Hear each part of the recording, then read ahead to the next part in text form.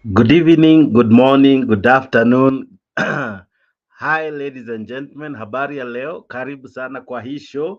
Happy Jamuhuri Day.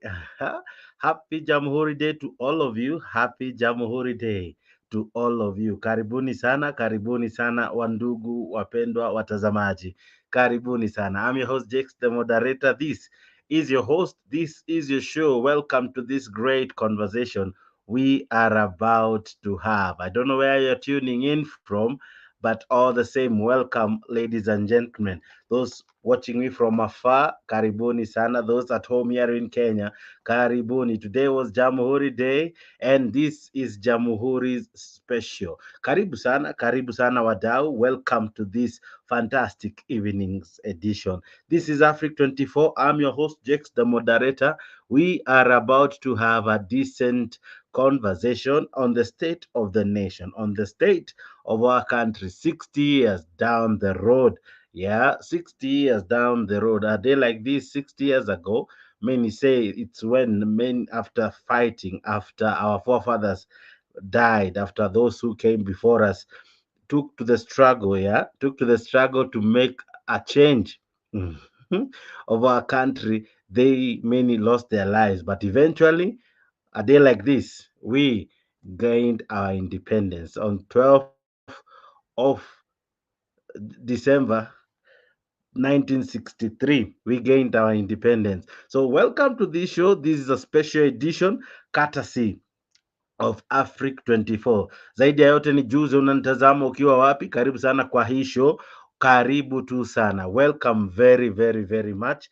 We are about to have a conversation like no other. We are about to have a very fantastic, interesting conversation. So don't miss out. Please stick around. We have a great show lined up for you. This one shall be great, I promise you. This one is going to be very educative, very interactive, and it's for you, Wakenya. Thank you so much. We have this as a topic for today: the sufferings and pain that Kenya have gone through. Kenyans, that is. Well, I love my graphic editors. They at times do some interesting graphics, right? Wow, thank you so much, my graphic guys. Asante sana. Wadau, karibuni sana kwa hii show. This is your host. This is the show. This is the place. And Africa is your channel. Asante tu sana. Karibuni. Karibuni tu sana. Welcome. Welcome. This is Africa 24. Ndo hiyo tu tumeanza. Ndio hiyo tu tumeanza. It's only now that we are beginning the show. So karibu sana, juza wawili watatu kwa kulike hii video, kwa kusubscribe to Africa 24, and of course by sending this link to as many as you can. Karibu sana, karibu sana, karibu sana. Juza wawili watatu, karibisha wawili watatu, wacha tuwe na conversation. I'll be telling you why the topic. I'll be telling you why the heading. Right now, it's 12th December. Actually, it's 12/12. Now, this far as a country, we need to ask ourselves those deep questions. Where are we? Of course, we are not where we used to be, but have we reached where as a country we would say this is where we really wanted to be? You know, in so many sectors. Talk about education, talk about health, talk about what? Yeah, all those sectors. Are we where our forefathers dreamt us to be? Is this what they fought for? Where we are as a country, is it where our forefathers wished that we be at such a time as this? Where we'll be diving into issues affecting our country currently, and of course we see if we have made progress from the past or if we are sinking even deeper. So this show is more of a reflective kind of show today we go back in time and also we reflect and ask ourselves, after 60 years of independence, after 60 years, where are we? How did we even get here in the first place?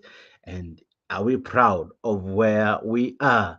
Asante tu sana. This is Africa 24. Karibu sana, karibu sana. Ndio tu meli imeng'oa nanga. This is your show. This is your host. Welcome ladies and gentlemen. Show ndio hiyo imeanza.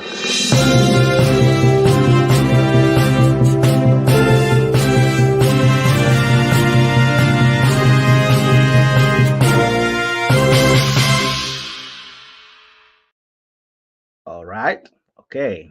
Now, over the days, our country has made strides both forward and backward. We have made progress in some areas, and in some areas, we have seriously failed, right? And as a country, I think it's a point we need to ask ourselves, is this the dream of our forefathers? Was this their dream? Was this their desire?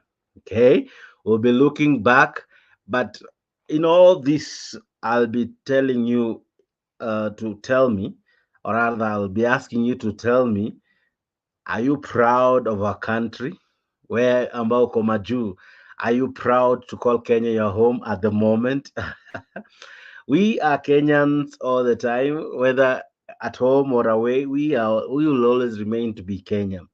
But as it is, we want to look at the state of our country, the state of our economy, the state of our health, the state of our education 60 years now down the line. This clip I'm about to play is what informed our topic today. Of course, somehow the president quoted these words, but it was so evident by Moranga governor. That is what I want to deal with. I know today was a celebration. I'll be playing the events of the day. You better stick around and watch. Yeah. But there is this statement, both by the president and by the former who he was he was the whip. Was it the whip of Jubilee? Then he was the whipped, I think, yeah, in the Senate. I think I'm not sure. I need to go back and refresh in that part. But this is what Kangata Barua, yeah, the guy who dared and wrote a letter to the president telling him of how unpopular BBI was back then. You remember him? Now today he came out and said something that made me wish to discuss. Now listen to this, ladies and gentlemen. Okay, just one moment. One moment. Now, as Kangata spoke today, he really gave out what he County government celebrates 60 years of independence. However, we feel that Kenya as a country should have done a better job to lift its people out of poverty.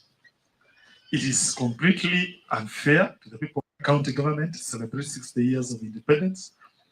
However, we feel that Kenya as a country should have done a better job to lift its people out of poverty. It is completely unfair to the Murang'a County government celebrates 60 years of independence. However, we feel that Kenya as a country should have done a job to lift its people out of poverty. It is completely unfair to the people of the Republic of Kenya that 60 years of independence, we still remain a poor country. Other countries that were okay. I'll be playing more of that just now. But this is what one Kangata is saying. The governor, these are his words, that 60 years down the road, 60 years after independence, it is sad. In fact, his words are this: it's unfair. It's unfair that after 60 years of independence, our country, Kenya, still has poverty at a very high index. Ladies and gentlemen, I know we are in a country that we can really tell a lot. When the economy is doing good, we don't need to be told, it will be obvious. When the world and, when our economy is stable, we will know. Yeah, we live in this country. Or rather, you have people, if you're in diaspora, who live in this country, right? So the president tries to paint a rosy picture of what is in our country in terms of whether good or whether bad, but he really kind of painted a rosy picture. He said our economy is good. He said our economy is stable. In fact, his words were that we are doing well. We are doing well. He ended up by saying that he can confirm to Kenyans that we are safely out of danger of debt, distress, and that our economy is on a stable footing. Yeah, these are just highlights from what he spoke today. But I want to compare that with what he had said earlier on in his speech, that Kenya 60 years ago was with other countries who have made tremendous progress in their nation, who have developed, who have moved from third world countries, to second or third or first to second or first world countries. But Kenya still remains dragging behind. Of course, he said that we are doing so well that we are 29th in terms of the fastest growing economy in the world. Of course, I googled that. I googled that, ladies and gentlemen. Somehow, I don't know if it's true, but what reflects is his speech. So I'll have to find a way um, to make it reflect from the World Bank ranking of economies that are doing so well. But our president confirms that the country, Kenya, is safely out of danger. Is safely out of danger. But that didn't really stir me. That didn't really stir me than what Kangata said. And this is what Kangata had to say if you listen in to his speech. To celebrate 60 years of independence. However, we feel that Kenya as a country should have done a better job to lift its people out of poverty. It is complete. And I agree with him. As much as we're celebrating 60 years out of independence, 60 years of Independence Day being Jamuhuri Day, Kenya ought to have done better. Kenya ought to have done better. From where you sit, what do you think? What is your opinion? What do you make of what Kangata said? Kangata comes out and explains that we ought to have been uh, like far much ahead than where we are, right? We ought to be better. Celebrate 60 years of independence. However, we feel that its people out of poverty. It is completely unfair to the people of Republic of Kenya that 60 years of independence we still remain a poor country. Other countries that were at this level have now progressed better. Our poor are the three, but now they are 10, 20 times better than Kenya. A country like Singapore was still a poor country. It is now almost 40 times more richer than the Republic of Kenya. We have a duty, the current leadership of this country, out of poverty as soon as possible. Okay. Kangata compares our country to Singapore 60 years ago. This statement is not new to us. We have had it. We have had this statement before that our country was in the same level as Singapore, others even say Malaysia, and other beautiful countries. But 60 years down the line, 60 years down the line, and here is where I agree with Kangata like a billion times, and this is why I chose, as much as many would focus on the glamour, the glory of the day, the pop and color that filled the Uhuru Gardens. I will focus on such issues, germane issues that truly define our country. Not that I choose to be negative, but let's discuss this.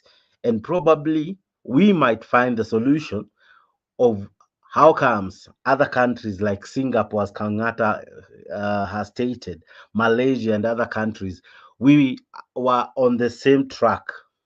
We were at the same starting point in 1963.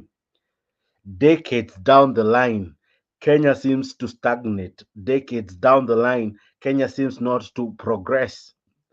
Our education is not as stable. Our health sector is not as stable. Our economy is not as stable. We are not the talk of Africa in as far as development is concerned, in as far as taking care of our sick, of our elderly is concerned, in as far as mitigating climate change is concerned, in as far as fighting challenges associated with, let's say, for instance, floods and all and such calamities. We are not head, or rather, we are not on the lead. Our country still drags or rather lags behind.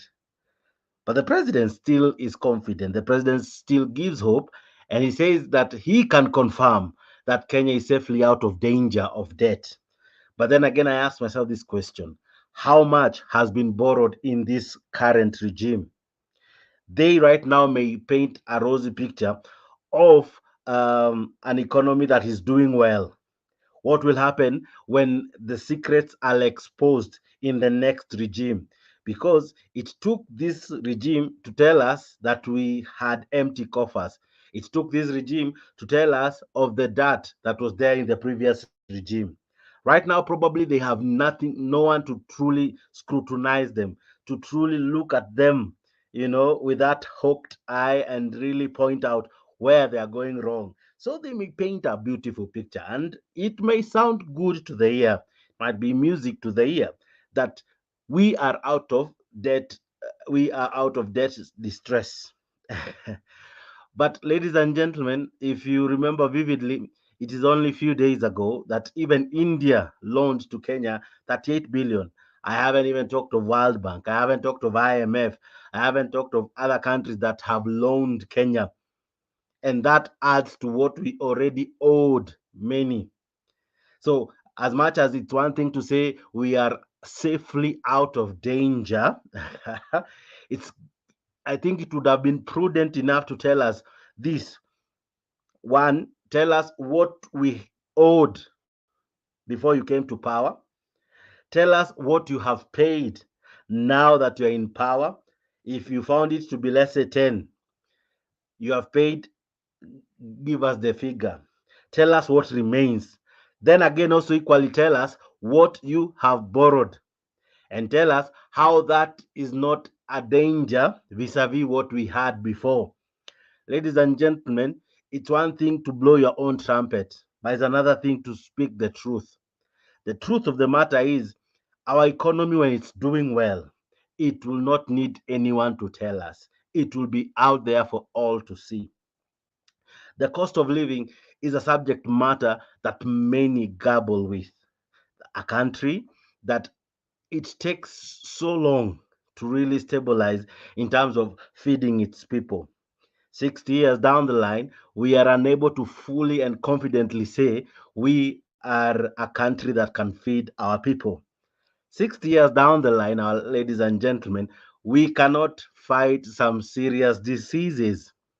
60 years down the line, ladies and gentlemen, for your information, we don't have proper structures in terms of governance, in terms of even our electoral processes, in terms of even how we rule ourselves. That's why there's clamor to change the constitution as it is. Right now, we are talking of adding positions here, left, right, and center. 60 years down the line, we haven't figured out what works for Kenya. Eh?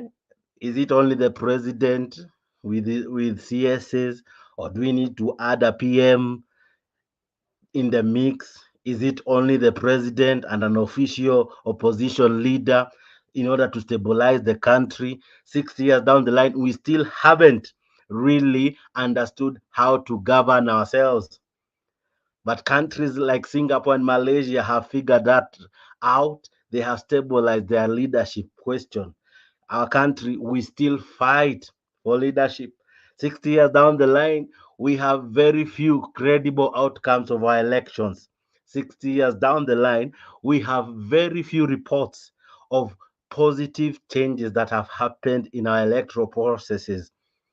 We will vote, but the winner might be decided by factors unknown to us. We will go to court, but the ruling at times might not favor the the duly bona fide winner. 60 years down the line, we are here. Now we are a country unable to fight the pains caused by floods. I agree with you. We ought to be better. Of course, I agree with Governor Moranga that we ought to be better. And I agree with him when he says it is unfair. It is unfair, very unfair, that we are still wailing in poverty. Our people are struggling, right? Our people have no adequate shelter. Water is a pipe dream. Many have no access to clean water. Many have no access to good health facilities. We have been here in this country when we heard of even women giving birth on the road. We have been in this country when many have been denied services in the hospital, either because the doctors were on strike, there were no medicines in those hospitals, or people fraudulently extorted money from them. We have been here where NHIF does not fully cover everything, and even now it has to be changed. 60 years down the road, we are yet to figure out our insurance policy in as far as health is concerned. You, ladies and gentlemen, suffer because we lack competent leaders. We haven't figured out what is the role of an MP. And among many other myriad of issues affecting our country 60 years down the road.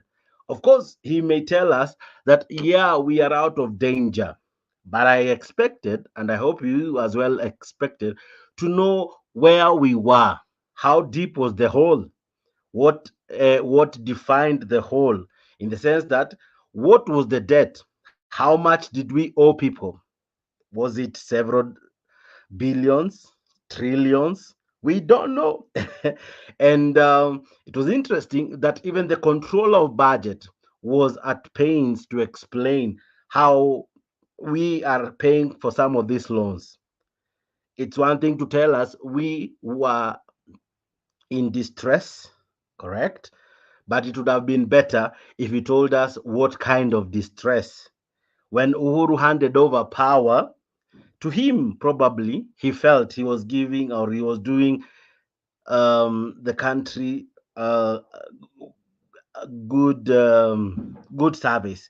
Because today I ended up listening to his last speech, you know, his last speech on Madaraka Day, right, in June. And his speech was very filled with his achievements, his legacy projects, what he had been able to do in a decade. He didn't speak of empty coffers.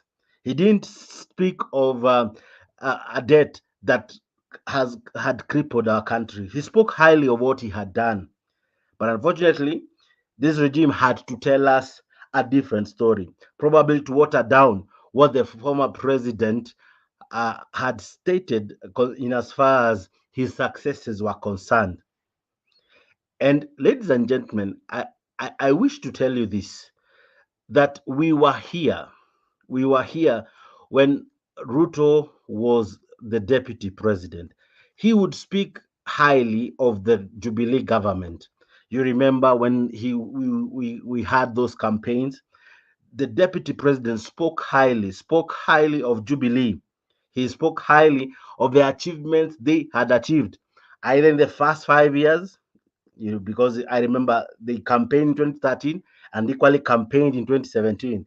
And in 2017, the president, who was the deputy president then, painted a rosy picture. In fact, he showed us how far we had come and how far we were and how far we will go. Of course, things fell apart between him and the president, and now that they were no longer reading from the same page, he had to find a way to become a president. When he became a president, we didn't forget that he was a DP. He was an assistant to the president. And if they had a fallout, that's fine. But equally, he had a duty to report to the country why or what is the position then, which he didn't. He had to wait till he's the president.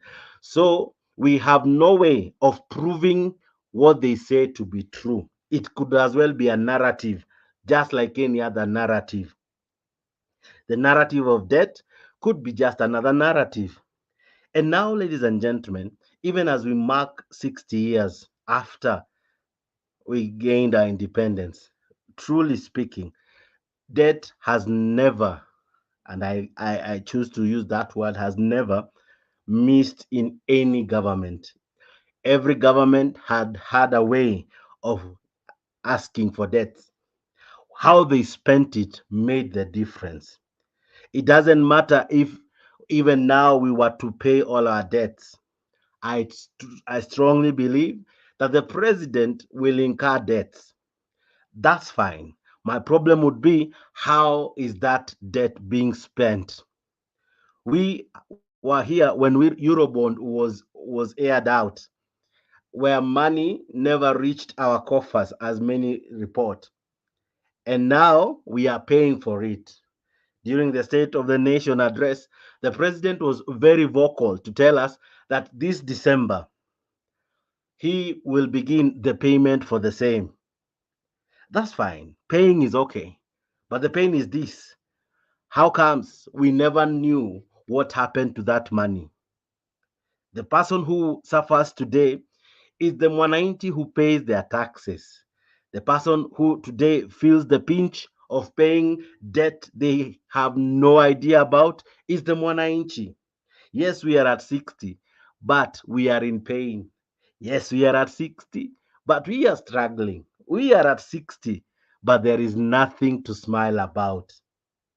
Ladies and gentlemen, I don't know if after we pay our debts, we will stabilize.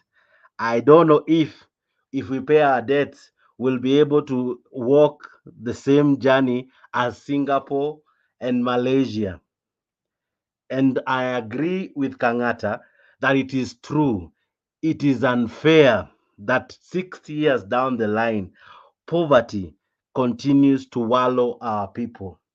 Many cannot even access proper sanitary places, sanitary environment.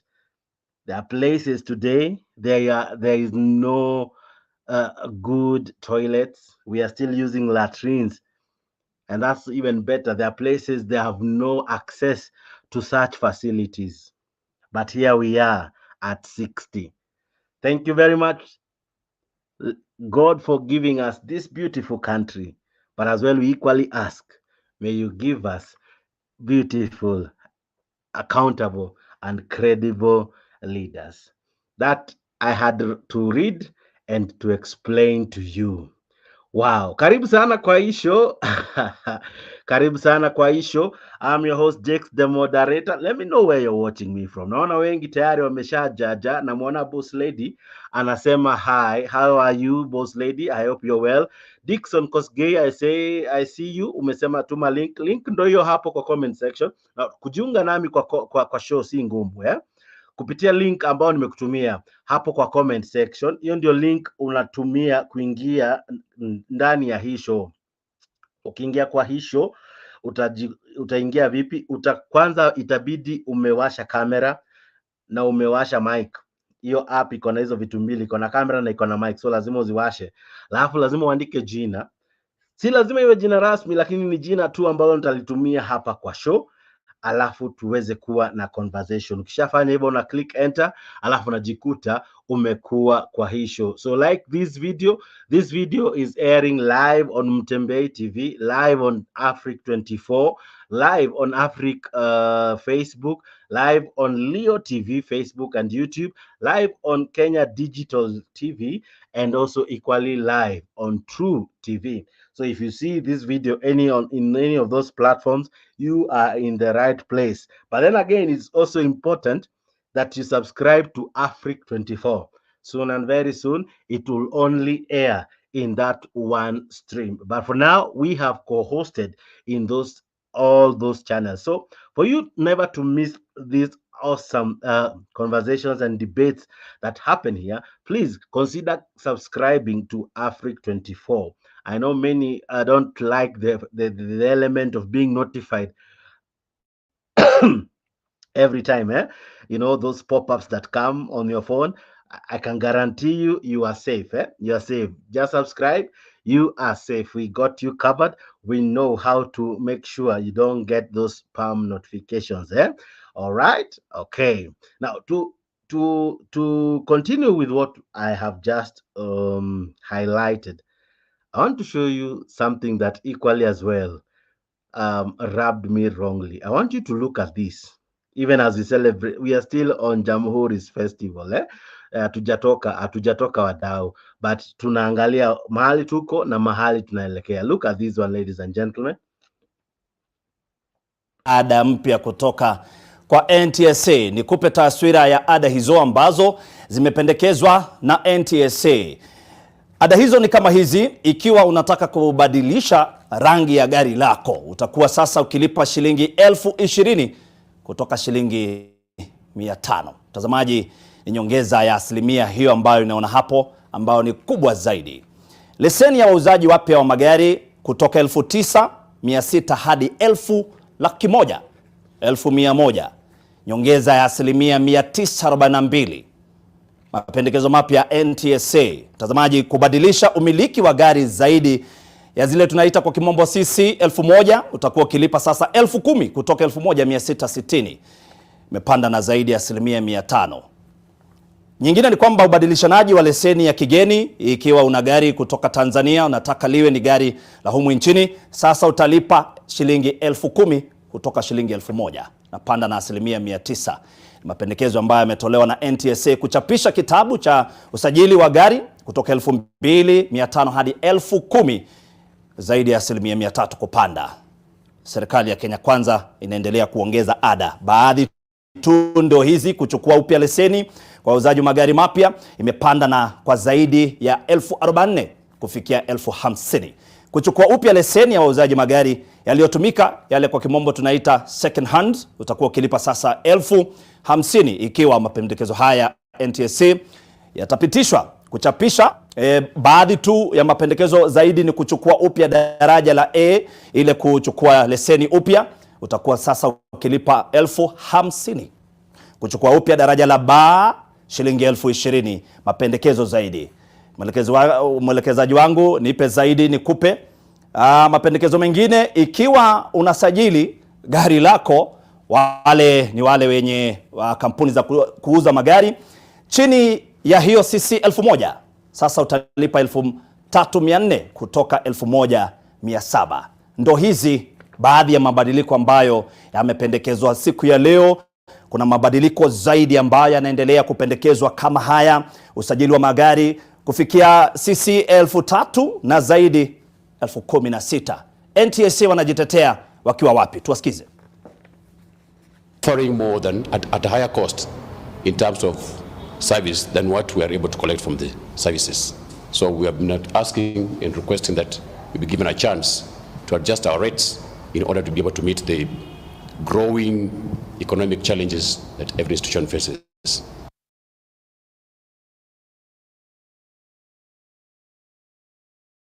Okay, interesting. And sio hayo tu see hayo tu, there is another increment. Now we are at 60 and the pain will not get easy for any Kenyan. The tax question will continue, and I'm telling you, ladies and gentlemen, there is yet more coming in as much as tax is concerned. Listen to this. Or civil registration, migration, and citizenship services that will likely dent further the depressed pockets of millions of Kenyans beginning January next year. Some of these fees have increased by up to 2,500%, making it difficult to afford these basic services. But how did the government come up with these new rates, and what impact do they have on the levies of ordinary Kenyans? KTN's investigative reporter, Ode Francis, interrogates this issue.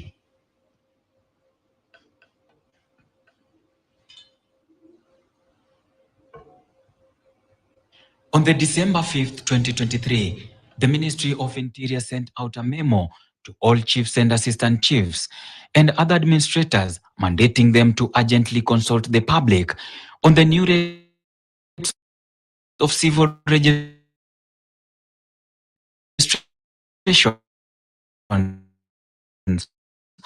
of birth and deaths, as well as national identification cards, and thus that obliges public participation. The public was neither given enough time or information to share their views on the matter, nor did the government consider their feedback before adopting the new levies.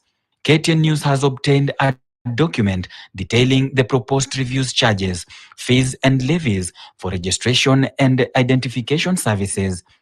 The document reveals a shocking increase in all fees related to these services, which some increment is as high as 2,500%. A sample of the table shows the percentage increase in the fees. Certificate of birth and death will cost 200 shillings, up from 50 shillings, an increase of 200%. Late registration of birth and death will cost you 500 shillings, up from 100 shillings, an increase of 500%. Re-registration of birth and verification of certificate of birth or certificate of death for private Kenyan agencies will cost you 1,000 shillings, up from 100 shillings, an increase of 900%. Amendment of a record of birth will cost a Kenyan 1,000 shillings, up from 40 shillings, an increment of 2,400%. To verify or authenticate a government service of Kenya agency, one will have to pay 500 shillings, up from 100 shillings, which is an increment of 400%. Amendment or addition or altercation of name of child of a record birth will cost 1,000 shillings, up from 40 shillings, an increment of 2,400%. To obtain vital statistical reports for private entities, one will have to pay 2,000 shillings, which is currently free of charge. The same applies to vital statistical report for government of Kenya agencies, which will cost 1,000 shillings, also currently free of charge. If a Kenyan died abroad, his or her death registration will cost 150 US dollars, equivalent to 23,000 Kenyan shillings with the current exchange rates. The same applies to registration of birth of Kenyan occurring abroad, which will also cost 150 US dollars, up from 50 shillings.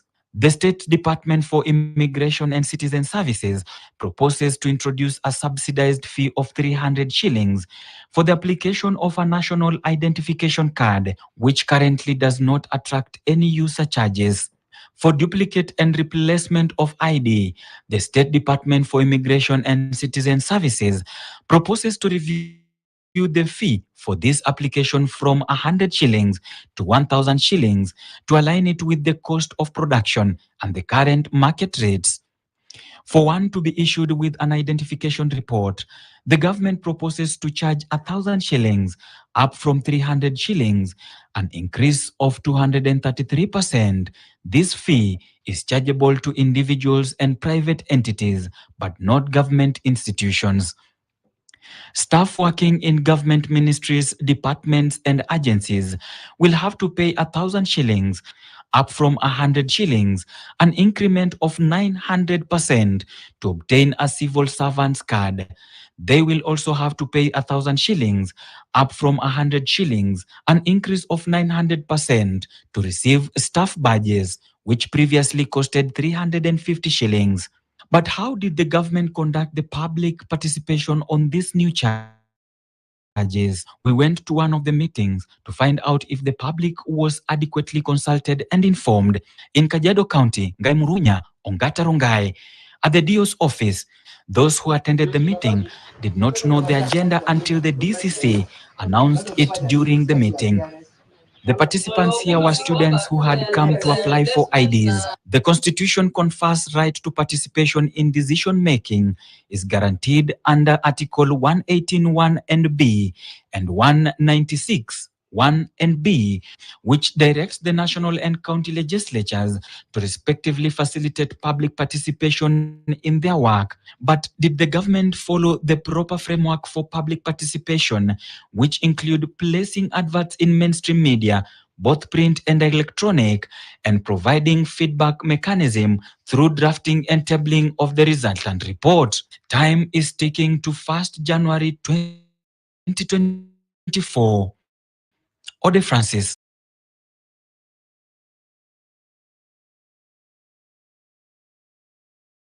Okay. Now, that's just a glimpse of what is about to happen in our country. And ladies and gentlemen, it's not about to become easy. It's not about to become things are not about to become soft or bearable. Yeah, I think bearable is the correct word. So our economy, is it doing well? Because this is what the president said. Now, ladies and gentlemen, we are about to increase charges that were never there. We are about to increase charges that were slightly affordable to figures unbearable. Owning a car will be an expensive deal. Owning an ID, probably to some, might be an expensive deal. 60 years down the line, we want now to charge people to get that fundamental, basic human right. You know, we want to charge them. I don't know if you remember what it meant to get an ID. I remember in high school, they would come and they would take our details, blah, blah, blah. We would tell them of where our locality, nini, nini, then give them our birth certificate, kila kitu, then they feel it. You know, the excitement ya kupokea ID wewe. Hmm? Ndo umetimia tu hivi 18 na labda imekuta ukiwa chuo, so those guys would come na unapewa ka ID kako bwana. The pride, ile kiburi ulikuwa ile kiburi ulikuwa nayo kupata ID. Now 60 years later, now that is about to change. That is about to change. Instead of us improving, we are going to harsher times, you know, harsher times. We haven't fully eradicated poverty that everyone now can afford these things that are changing, you know, increment that are sometimes very very deep, you know, very deep. If you look at what Muitereri was trying to show you, is that some of these figures are outrageous. How do you add something from 500 to 20,000?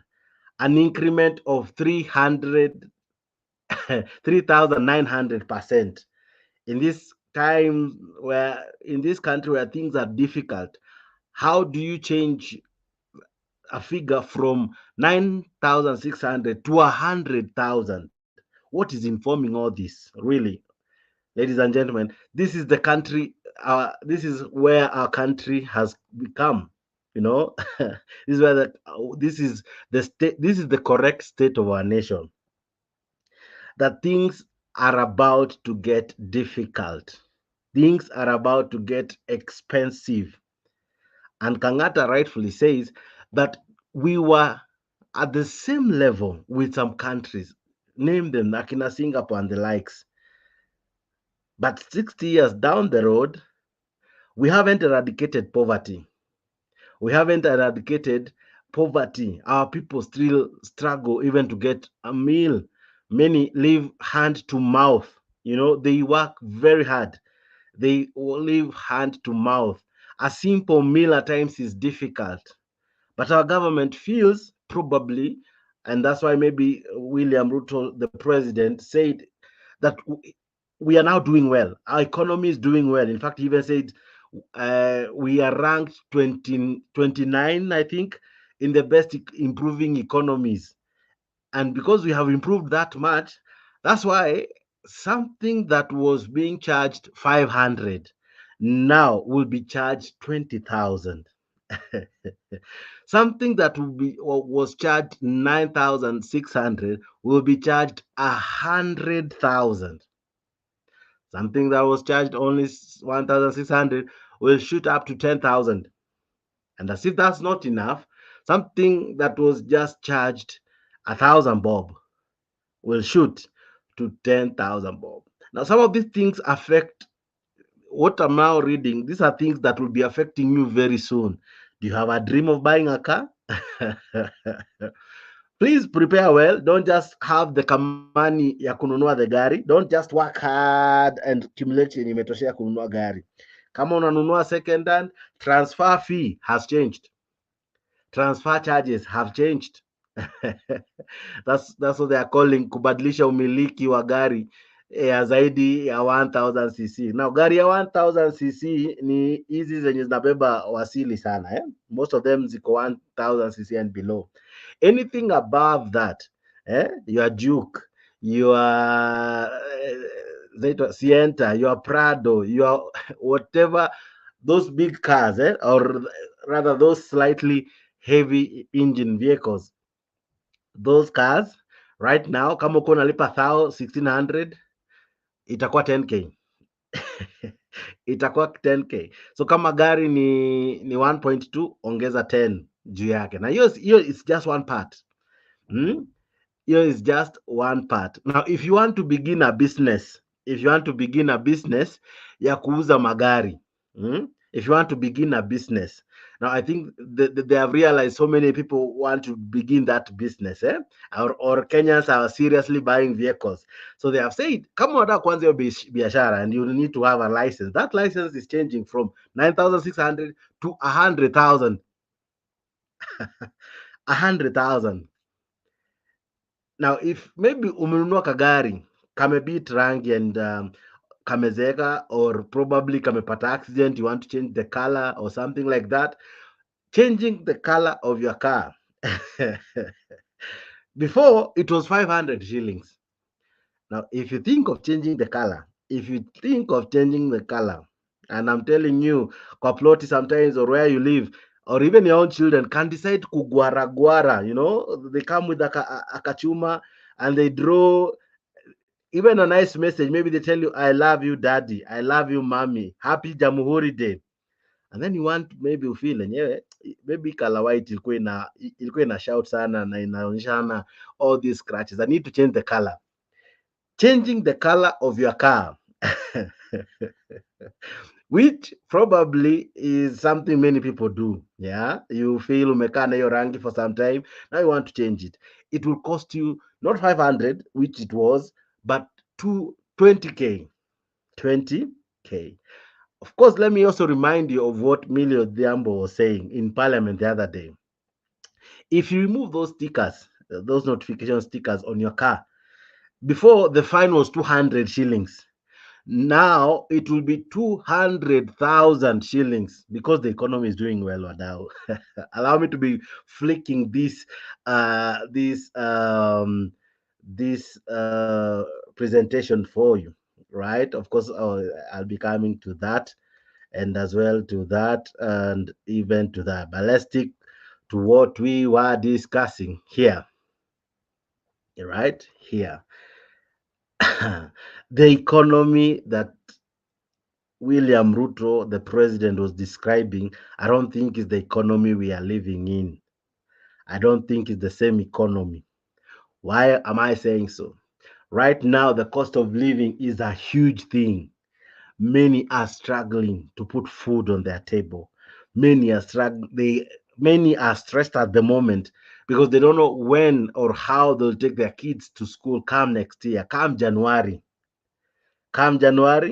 Things will not be as rosy. And maybe the advice that many should be told is, when you're spending your Christmas, please tread carefully. Don't spend everything. January might be difficult, and this year's January might, sorry, next year's January might be even lengthier. I choose not to celebrate evil. I choose not to only dwell on the negativity. Neither as well do I choose to only listen to the positive side. I choose to look at the whole picture. Our country has counties that are complaining. They lack the ability to fight floods, to mitigate issues that are happening in the counties. I remember vividly the deputy president said, "We have no money to give to the counties."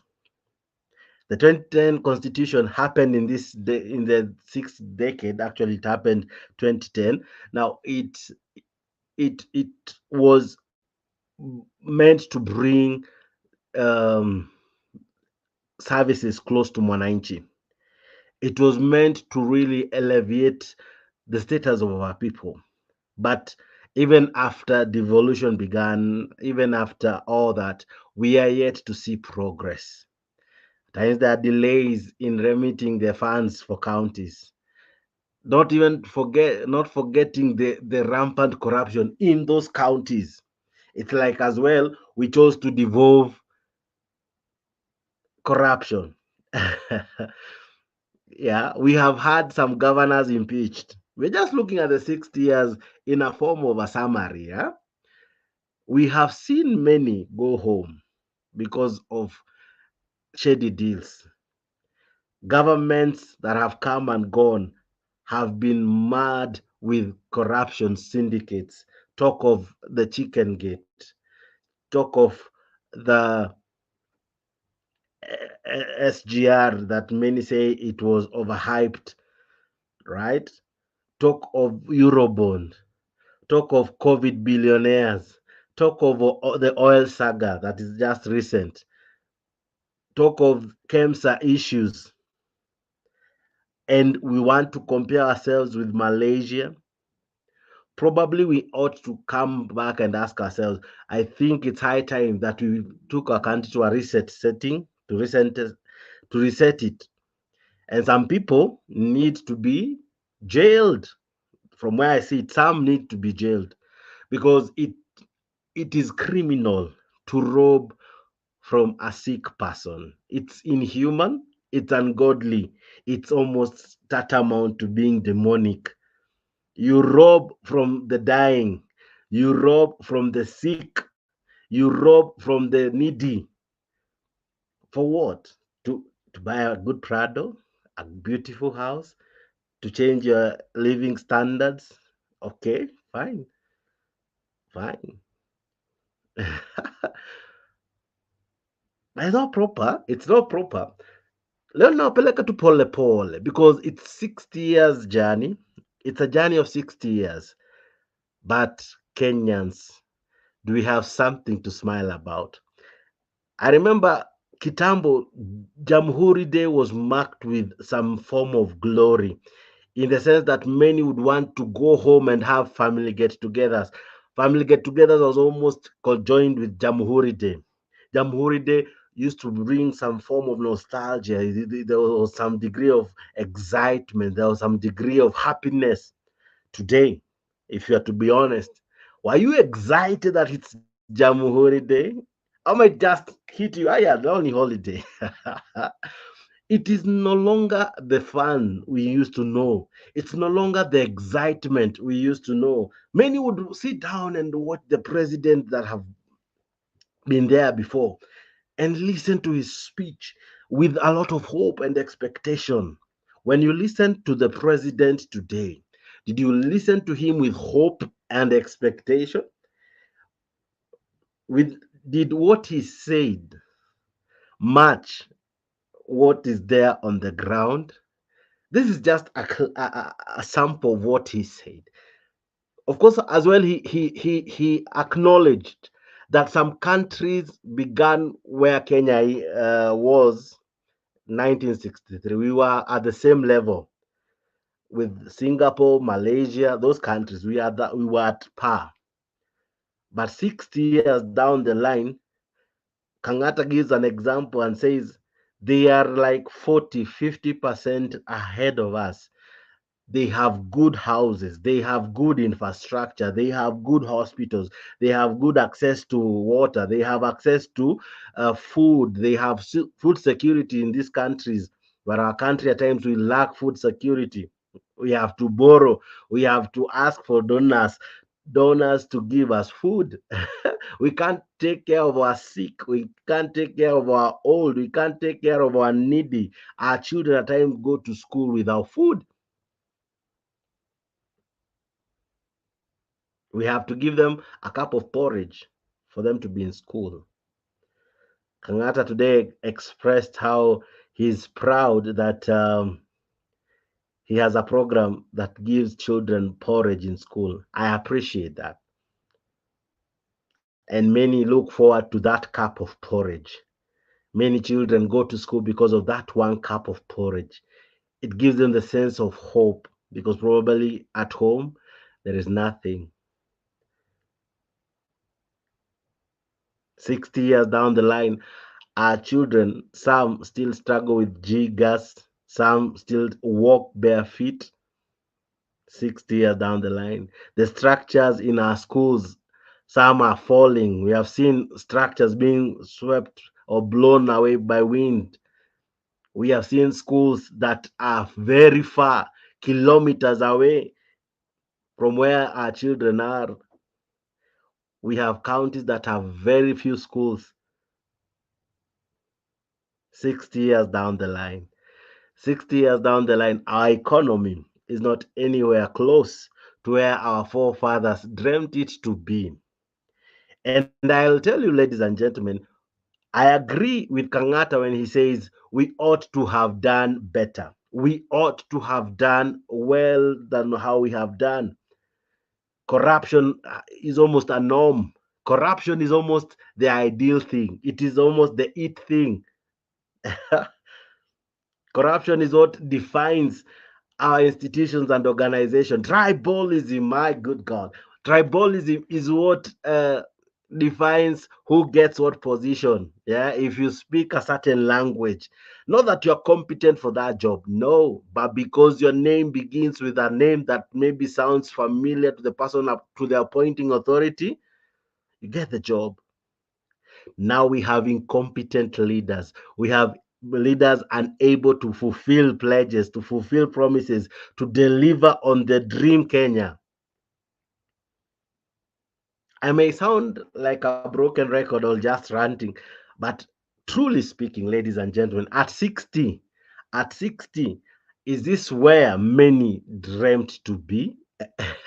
Is this where our forefathers dreamt to be? I repeat, is this where our fathers, those who came before us, wished us to be that Murang'a County when they wishes to be. fought, when they went to the forest? Is this where they wanted? Was this their dream? County government celebrates 60 years of independence. However, we feel that Kenya as a country should have done a better job to lift its people out of poverty. It is completely unfair to the people of the Republic of Kenya that 60 years of independence, we still remain a poor country. Other countries that were at this level. It's unfair. Those are the words from the governor. It's unfair that 60 years today, there are people not in their homes. They are maybe living inside a tent because their houses were destroyed by floods. Their houses were destroyed by floods.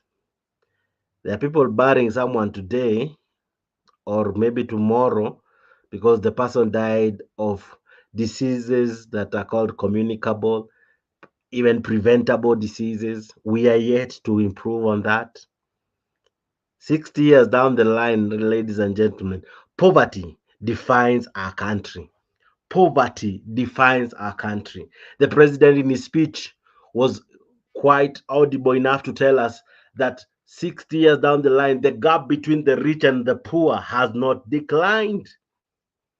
Allow me to share now the speech of the president so that it doesn't sound as though it's me saying all this. Listen to our president when he spoke. Of course, he tried to paint a rosy picture.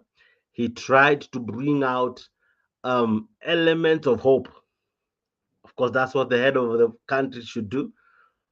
But listen to the president. This is the speech that made the day. Intolerance discourse to orderly and peaceful elections. However, we have not made as much progress with our economy. Our savings as a percentage of GDP is dismal. The gap between the rich and the poor has not reduced. Many, especially young people, don't have jobs, and our revenues as a percentage of GDP remain low. The gap between the poor and the rich has not declined. In any case, the rich become extremely wealthier. Probably they know, they have learned the ropes. Many have known how to cut corners. Many have known how to amass wealth, right? In funny dealings. And that's why at times when they come to us, they can tell us for free, I can buy you. You remember what Osoro told the people in Bomet? That I can buy you, I can purchase you. Yani in short, niko na do mpaka anaweza kukubai. And man, oh man, that's the country we are in. That's the country we are in 60 years down the road. 60 years down the road, our president says the rich and the poor, the gap has increased. Our contribution to accelerating future progress. In our democratic and political journey, we have made tremendous sacrifices and progress, from a single party to multi-party, personality and ethnic parochialism to issue-based and national politics, from violence and intolerance discourse to orderly and peaceful elections. However, we have not made as much progress with our economy. Our savings as a percentage of GDP is dismal. The gap between the rich and the poor has not reduced.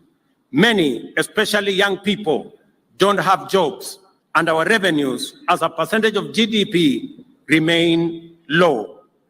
Our generation must therefore take up the unfinished job of actualizing economic prosperity as our contribution to perfecting Kenya's national sovereignty. We owe this to those who made huge sacrifices to bestow on us a nation of promise. We owe it to one another, to the youth, women, children of Kenya, and to each and every one of us. The responsibility of our generation begins. Okay.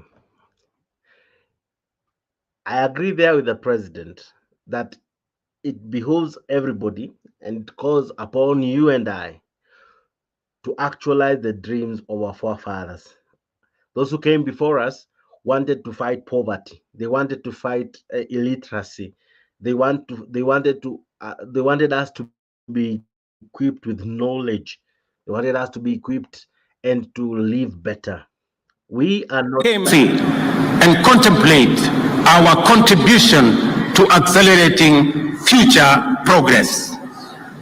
In our democratic and political journey, we have made tremendous sacrifices and progress, from a single party to multi-party, personality and ethnic parochialism to issue-based and national politics, from violence and intolerance discourse to orderly and peaceful elections.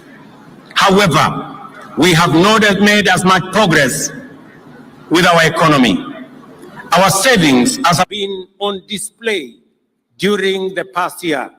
Together, we have made the right choices, sometimes taken very difficult and painful decisions to steer Kenya back from the edge of a catastrophic cliff of debt distress and move our country in a new direction.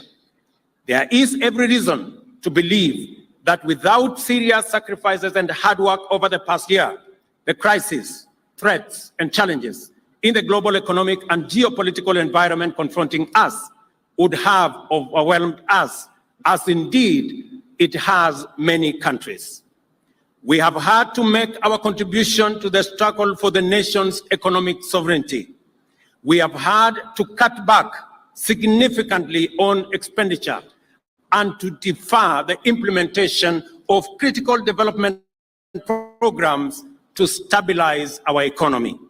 The policy measures required to mobilize necessary revenues have been difficult, but they were our only way and means of escape. Though painful, the sacrifices we have made, which would not only make our freedom fighters proud, are also absolutely necessary at a time as this and in situations that we find ourselves, and is the guarantee of our nation's economic stability. Proudly, these sacrifices have paid off. I can now confirm, without fear of any contradiction, that Kenya is safely out of the danger of debt distress and that our economy is on a stable footing. Okay. The president's last statement is here for you, that he can confirm that Kenya is safely out of danger of debt and that our economy is on stable footing.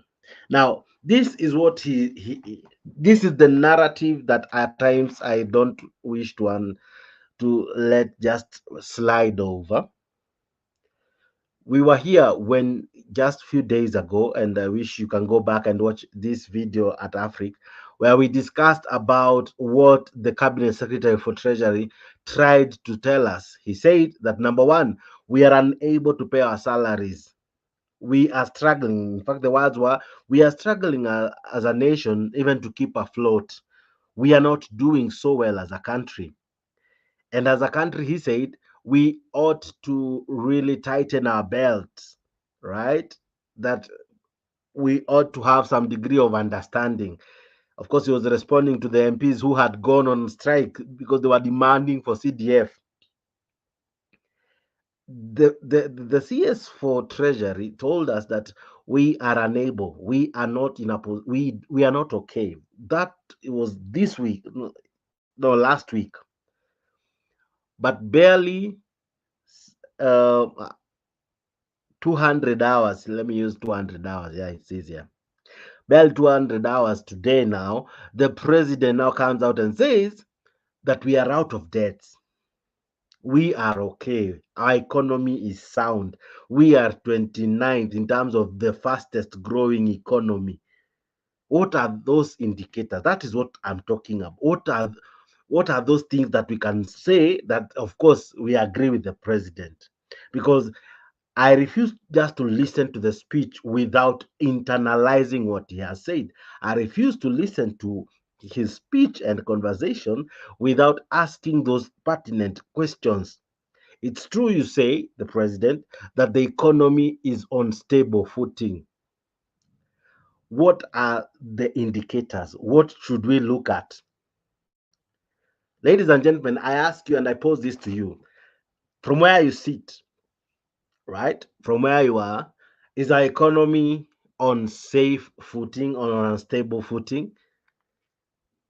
Was this a narrative they had probably created, probably, if I may ask you, ladies and gentlemen watching me, that we were struggling, or that the coffers were empty? Now, they are now changing tune. They are now changing the narrative and say that we are out of danger, the economy is doing well. Now, maybe this is the current memo, and probably the CS bado hajafikiwa na hii memo, that by now they ought to change tune, that those storos are empty coffers, those storos of a struggling economy we need now to change this story, and hence that's why maybe we want contrasting information between the president and the CS for treasury, and it is even a dilemma. Who do we trust, given that the president says we are doing well even today? This is his words. This is directly picked from the speech, that he can confirm that Kenya is safely out of the danger of death and distress, and that our economy is on stable footing.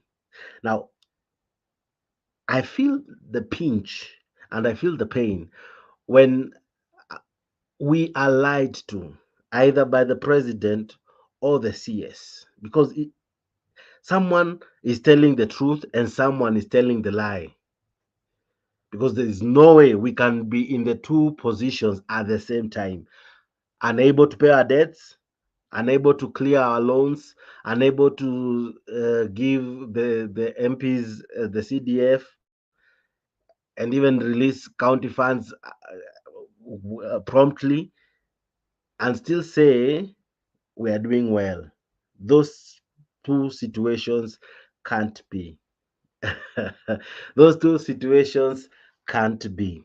And this is where I agree with Kangata, where he says it's unfair. It's unfair that we suffer some pain unnecessarily. It's unfair. It's unfair. Very unfair. That choppers may be used to go plant few trees, but may they lack to fly food, to send food to those suffering at the moment based on floods. Where are those choppers? Where are they? Where is that money that it's easy to pay someone to go spend even on functions unnecessary, you know? But our country, men and women, those who are left behind, are left struggling with no drugs in their hospital. Ladies and gentlemen, let's ask ourselves this way. If the president today chose to attend a meeting via Zoom, will he be counted absent in that meeting, truly speaking? Will he miss out if he was to attend virtually? Right now, I'm coming to you virtually. You're able to look at me, hear me, and even participate in this conversation virtually. You're not where I am, but you're not missing out on anything. How much have you spent to be on this meeting? COVID taught us that it's not a must we travel. COVID taught us that the world can be at the palm of your hand just by searching, clicking, and entering and logging in.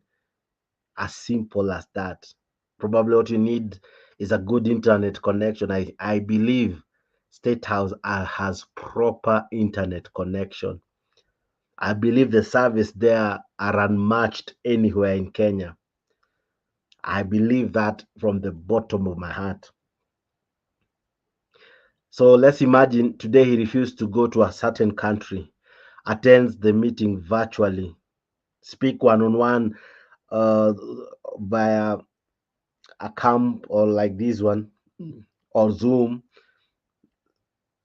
speak to a president, speak to a different person via such a forum, and have a meeting with the person.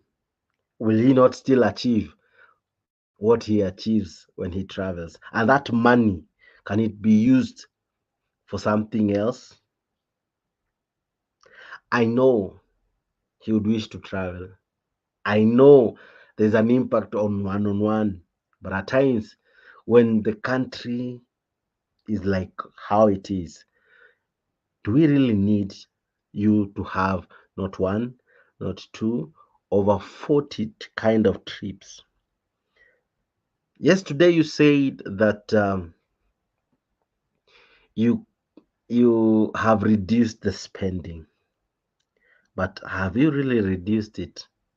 What are the figures? Who can verify this? Because even the control of budget tayari ameshikwa, or rather ako kwa she's fighting her own battles. Our our auditor is silent. Our solicitor general is silent. We can't hear them. So how do we verify that? How? Our country will lose billions of shillings in some of these state functions. You called a gathering to celebrate women married to MPs, women married by governors. That's the function you have created. How much does it cost? Can that money be used for something else? State House at times calls the clergy. I have no problem with that. I have no problem with the clergy actually, but at times, why hold those mega events in State House? And I'm sure at times they really cost an arm and a leg.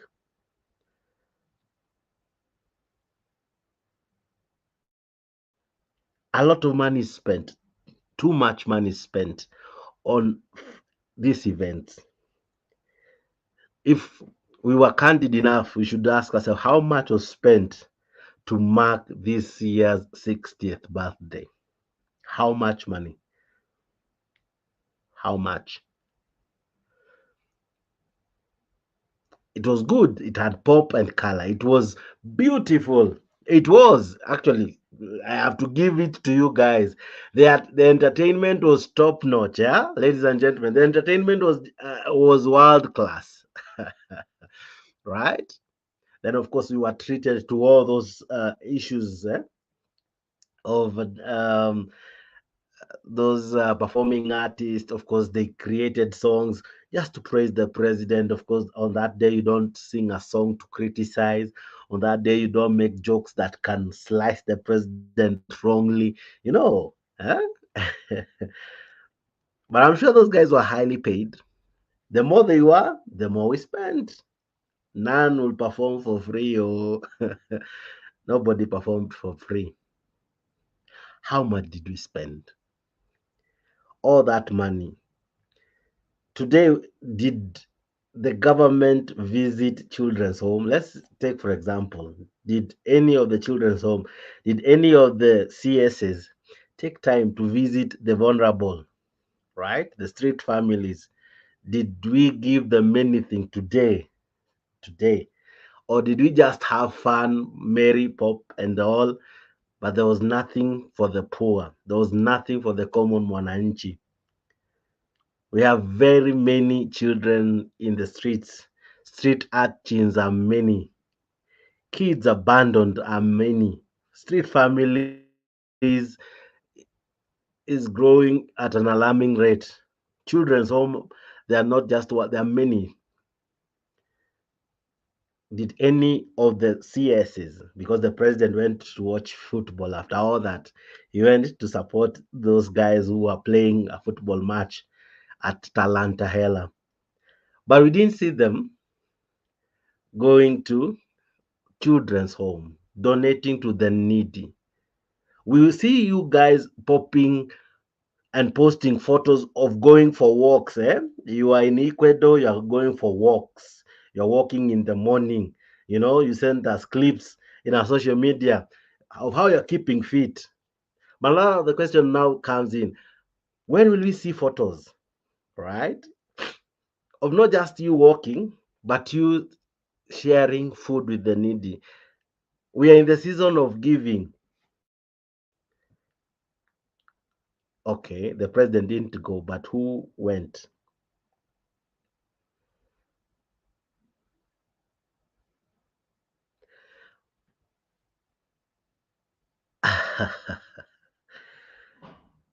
Shattered dreams. Kenya at 60, the nightmare of poverty. And of course, what I'm discussing today is the heartbreaking truth of Jamuhuri glory. There is no glory in dining when others are lacking.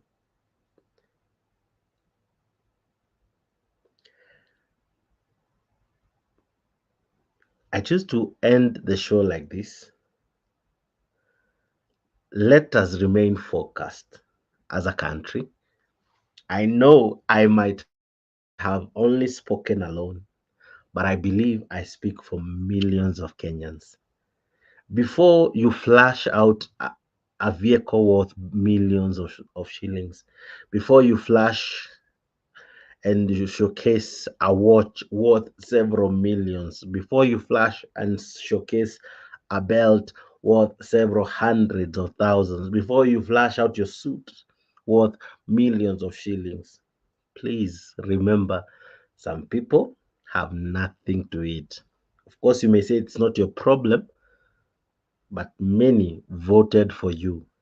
Many woke up very early in the morning, very early, thinking they were going to vote for hope, hoping beyond hope that change may come with your leadership, hoping beyond hope that maybe, just maybe, corruption will be a thing of the past, hoping beyond hope that maybe somehow their children will go to school without the worry of and the burden of school fees.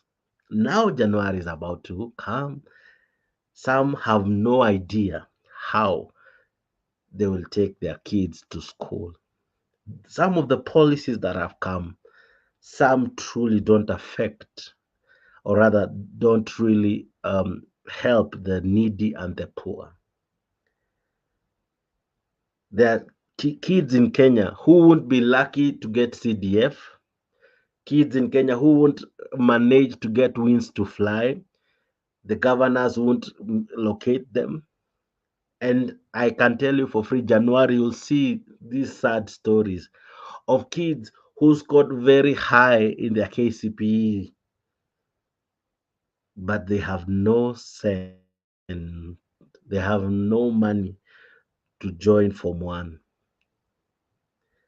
January will come, our children will be will be the center of media coverage of how they are unable to join Form 1, of how they are unable to join school, either for lack of school fees, either for lack of, those essentials that are normally asked.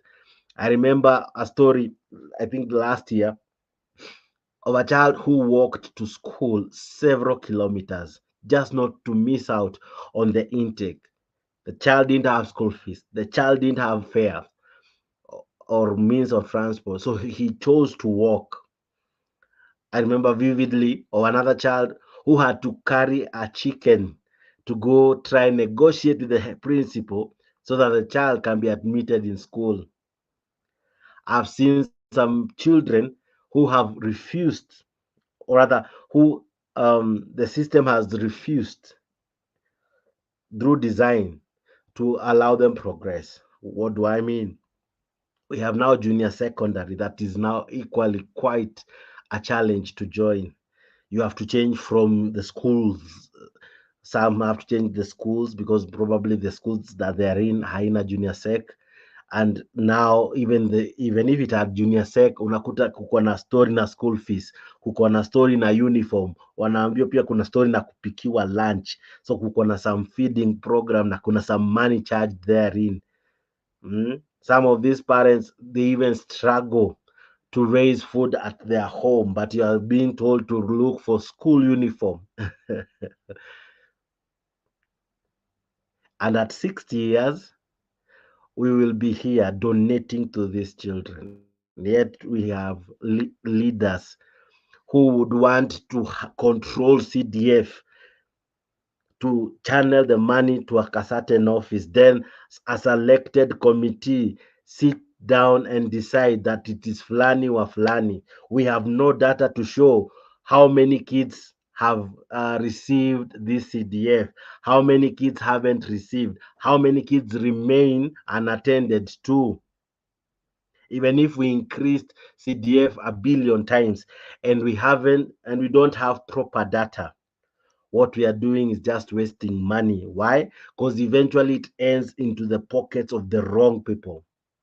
Eventually, the real suffering Kenyans don't reach these funds don't reach to them.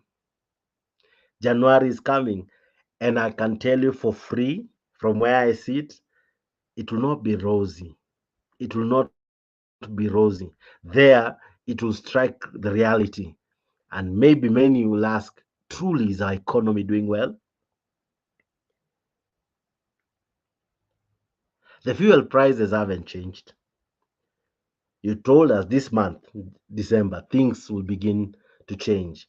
We are only 2 days before EPRA gives its report. I, I don't know how much the prices would be. And probably even if it goes down, maybe it might not go down significantly. So, ladies and gentlemen, I ask you,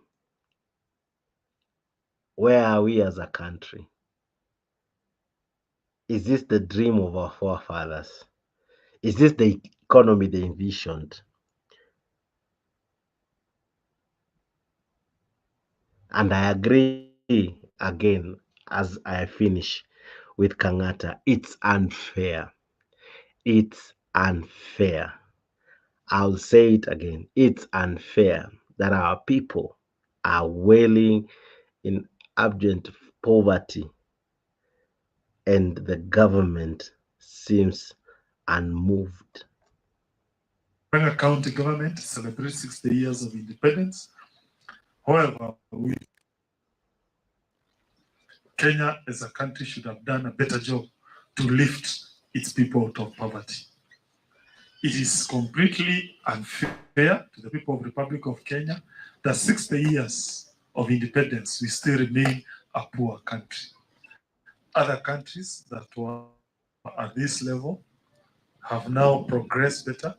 Countries like South Korea, China, they were poorer than Kenya in 1963. But now they are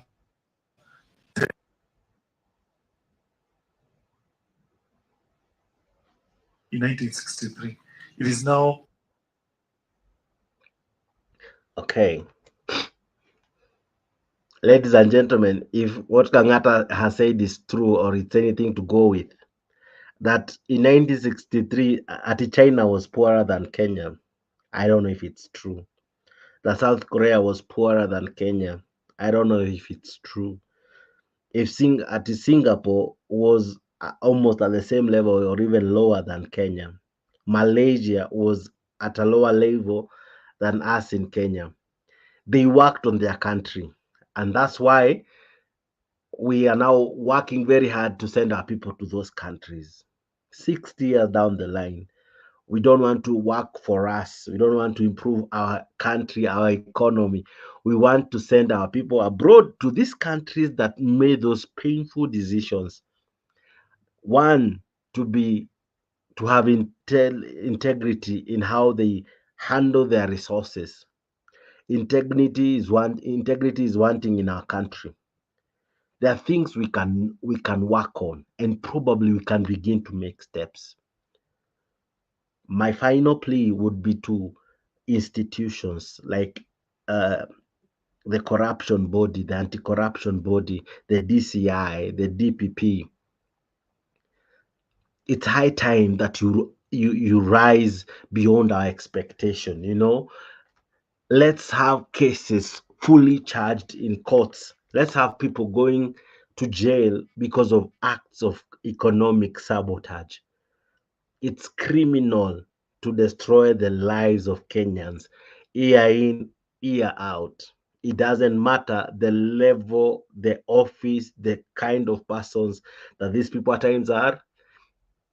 It calls upon you to rise and honor the oath of office and truly say, I, as the DPP, I will diligently serve the people of Kenya.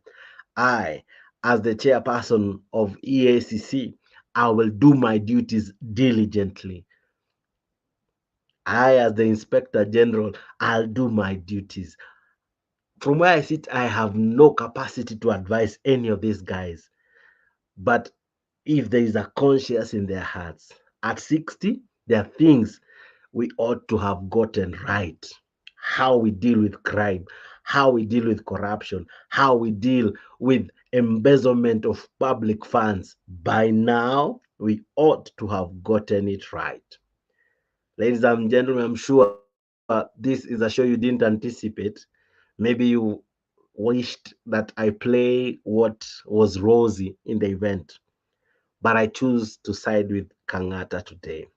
I choose to stick with his words that it's unfair that 60 years down the line, our country still wallows in poverty. That poverty is the nightmare that won't go away. And the president backs this statement by saying that the gap between the rich and the poor is not shrinking and probably will never shrink. Not that the poor in Kenya are not educated. Some have endless number of documents of their qualifications, but there are no jobs. Some have been trained. Some have gone to the best of schools, but there are no jobs. The president admits that we are not okay in the sense that some countries have gone before us, have attained a lot than we have attained, but we can attain. We can attain. I strongly believe we can attain, and we can bring back the glory of Jamuhuri. We can bring back the glory of our country. You know, we can bring back the good name of Kenya. Our people are doing us proud abroad, but even here at home, we can do better. We can make ourselves better. Before you subject endless taxes, before you subject endless increase in the things that the services that you provide to us, equally increase the services, the delivery of promises, infrastructure, do as good roads, do as good hospitals, do as good schools, improve on livelihoods. Don't just enjoy taking away from our lives, equally enjoy impacting our lives with positivity, with good things, and aware and also shun from evil. And I thank you, ladies and gentlemen, for listening to me. I leave you with this speech from the president. If it inspired you, well and good. If it made you think out loud like I did, you are in a right place. As well, I wish you a happy Jamuhuri Day and equally a prosperous and a happy Christmas, and of course, a very positive 2024. God bless our country. God bless Kenya. I leave you with sights and sounds of Jamuhuri Day celebrations that happened in Uhuru Gardens. Thank you very much. I should not take more of your time. To become a sovereign republic. I am delighted to have the privilege of leading our nation in celebrating this milestone in our journey to national independence. According to the vision of our forefathers who fought for this country's freedom, independence was intended to bestow on us the gift of political as well as economic self-determination. This anniversary gives us the opportunity to gather as a family and reflect together on how we have fared over the course of 6 decades. It is clear that we have made undeniable progress on many fronts, and as a result, our nation has come a long way in the right direction. Before that first Jamuhuri Day, Kenya's sovereignty was exercised by an unelected foreign and colonial power for the benefit of an occupying minority. We have since matured from a single-party state to a competitive multi-party democracy and a devolved system of governance with robust checks and balances under the Constitution that was ratified by the people of Kenya in the year 2010. Along with the maturity of our democracy, Kenya's institutions of governance have evolved significantly. Parliament, for example, is now, more than ever, an independent, assertive organ of government with its own calendar and its own budget.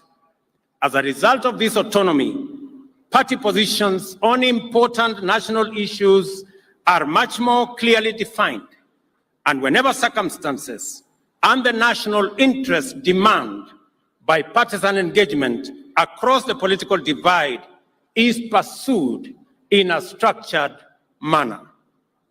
Proposals currently before Parliament on the enhancement of the autonomy of our county assemblies prove that our assemblies at the county level are also making encouraging progress in their maturation into independent watchdogs, policymakers, and representatives of people at our counties. Devolution is growing its roots deeper to connect with the soul and spirit of our nation. We have consistently allocated more resources and made them available on time, and supported measures to further empower county assemblies to become good stewards. Our political culture has also evolved considerably. We are now committed to making sure that at every election, our democratic competition is less about personalities and tribes and more about issues and the national interest.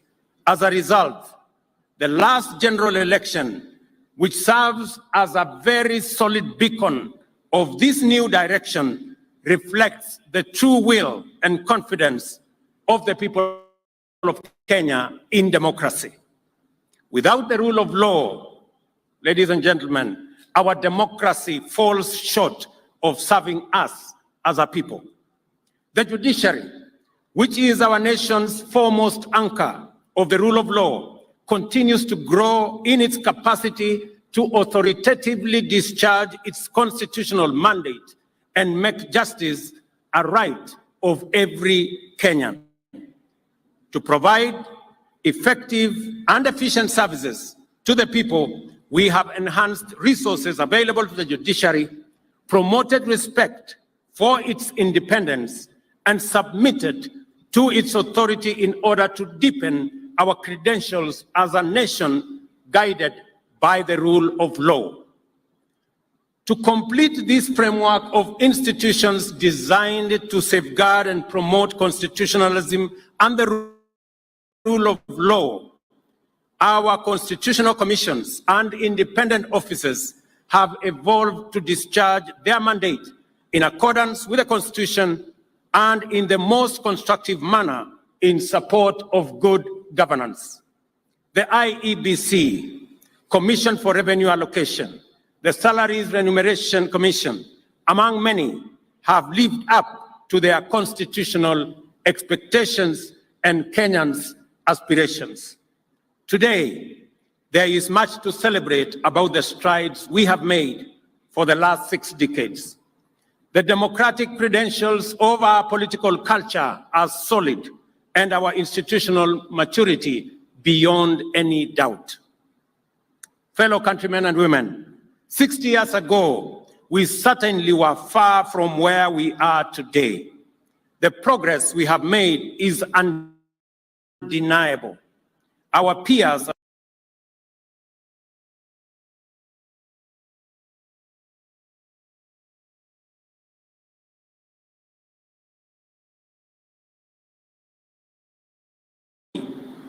we have undertaken to build 3,500 additional classrooms in the city of Nairobi, with the first 1 billion allocated in this year's budget.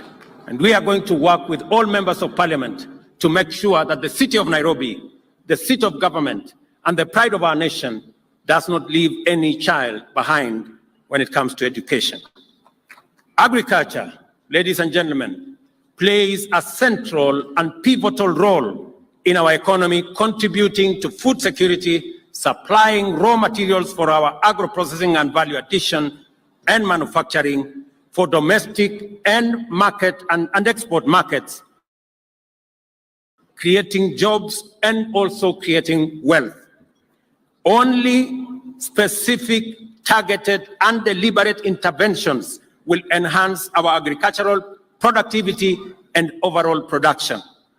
This began with the registration of farmers, provision of crop-specific fertilizers, reforms in the tea, coffee, sugarcane, and edible oil sector, provisions of mobile dryers, and other interventions underway across the nation so as to reduce the cost of food, which consumes 56% of household incomes, to reduce by half our food import bill, which today stands at Kenya shillings 500 billion, and also to increase our exports.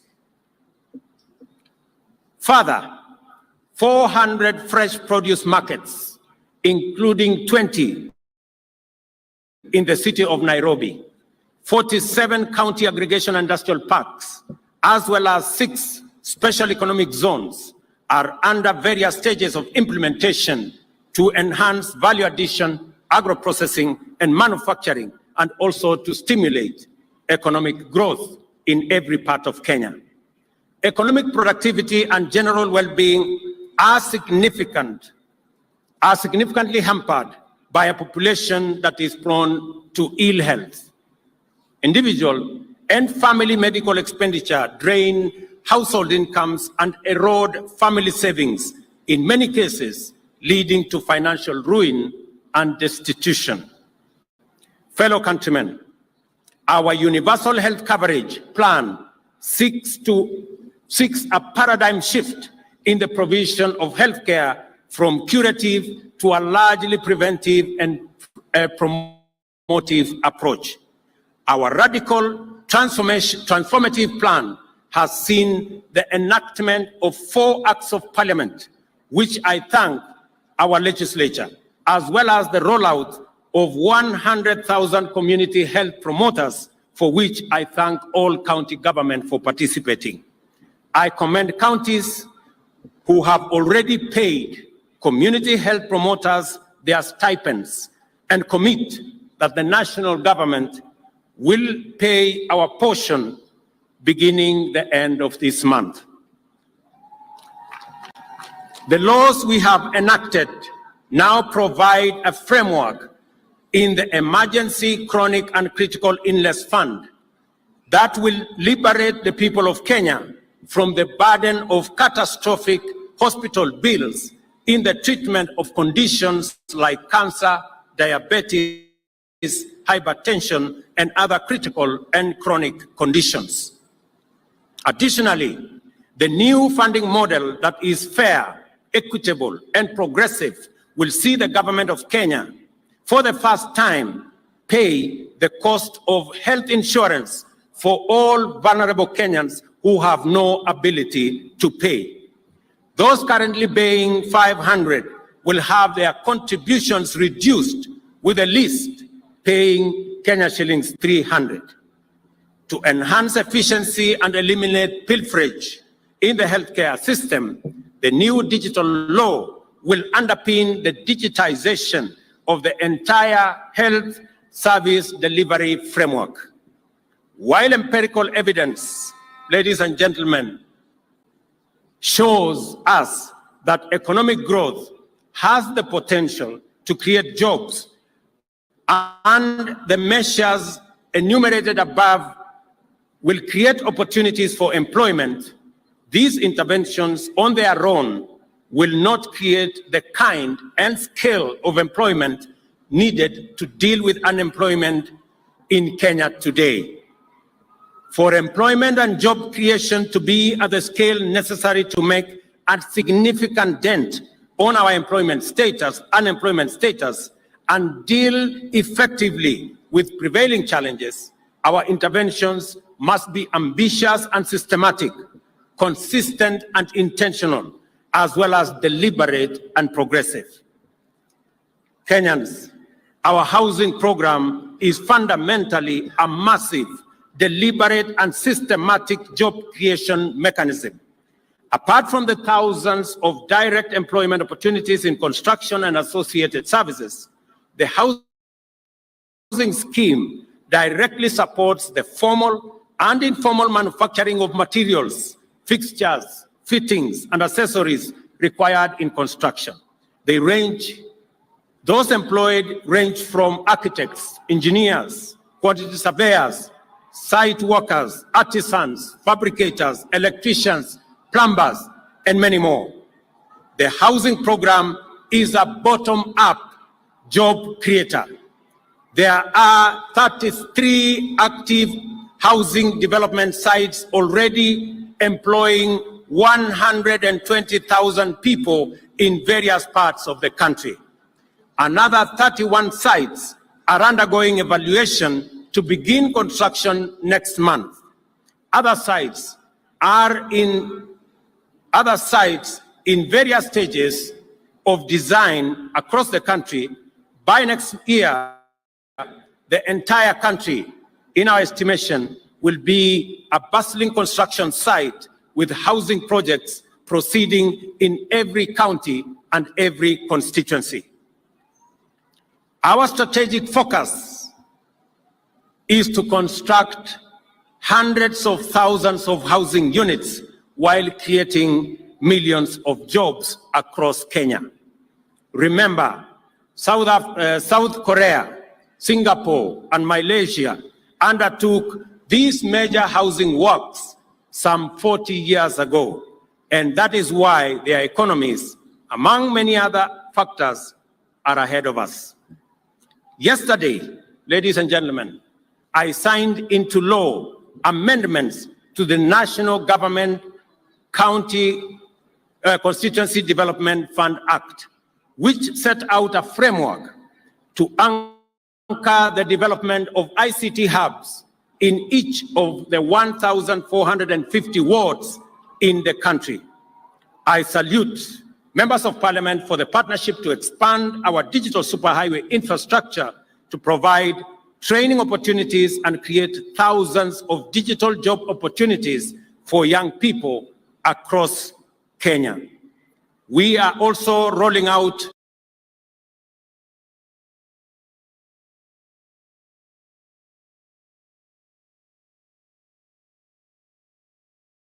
Ladies and gentlemen, I signed into law amendments to the National Government County Constituency Development Fund Act, which set out a framework to anchor the development of ICT hubs in each of the 1,450 wards in the country.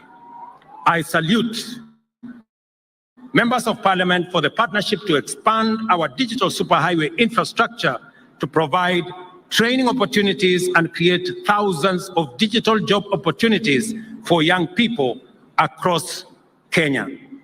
We are also rolling out training and digital job opportunities in our TVETs countrywide. Already, 23,000 computers have been distributed, with many students now monetizing their skills online in our TVET institutions. We are also in discussion with county governments to jointly expand vocational training centers to accommodate ICT hub infrastructure so as to enhance the digital jobs footprint across Kenya. The digital job ecosystem, ladies and gentlemen, we are building is an intentional, dynamic, and innovative mechanism to create jobs in the technology and digital space. We have dedicated specific attention to infrastructure development to promote connectivity through a nationwide network of transport and communication infrastructure, actualize the constitutional right to clean and safe water in adequate quantities as enshrined in the Article 43 of the Constitution, and connect all Kenyans to electricity across the country.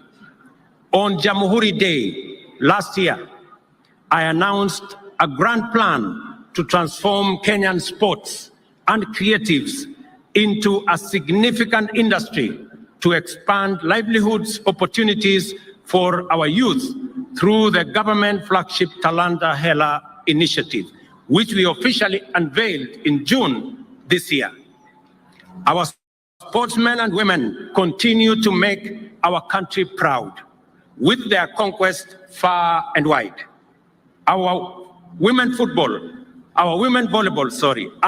and men's rugby teams have qualified for the Paris Olympics in 2024. Our athletes continue to excel at various global events, as is well exemplified by the shining performance in the long and middle distance races. Today, I have conferred upon our world-beating committed to helping creators in Kenya earn money for crafting original content. Following a pilot program with eligible creators in the country, Meta will be expanding monetization opportunities and allowing more creators to earn a living doing what they love. Kenya possesses impressive credentials as a source of highly professional human capital with highly educated, trained, skilled, and dynamic young people.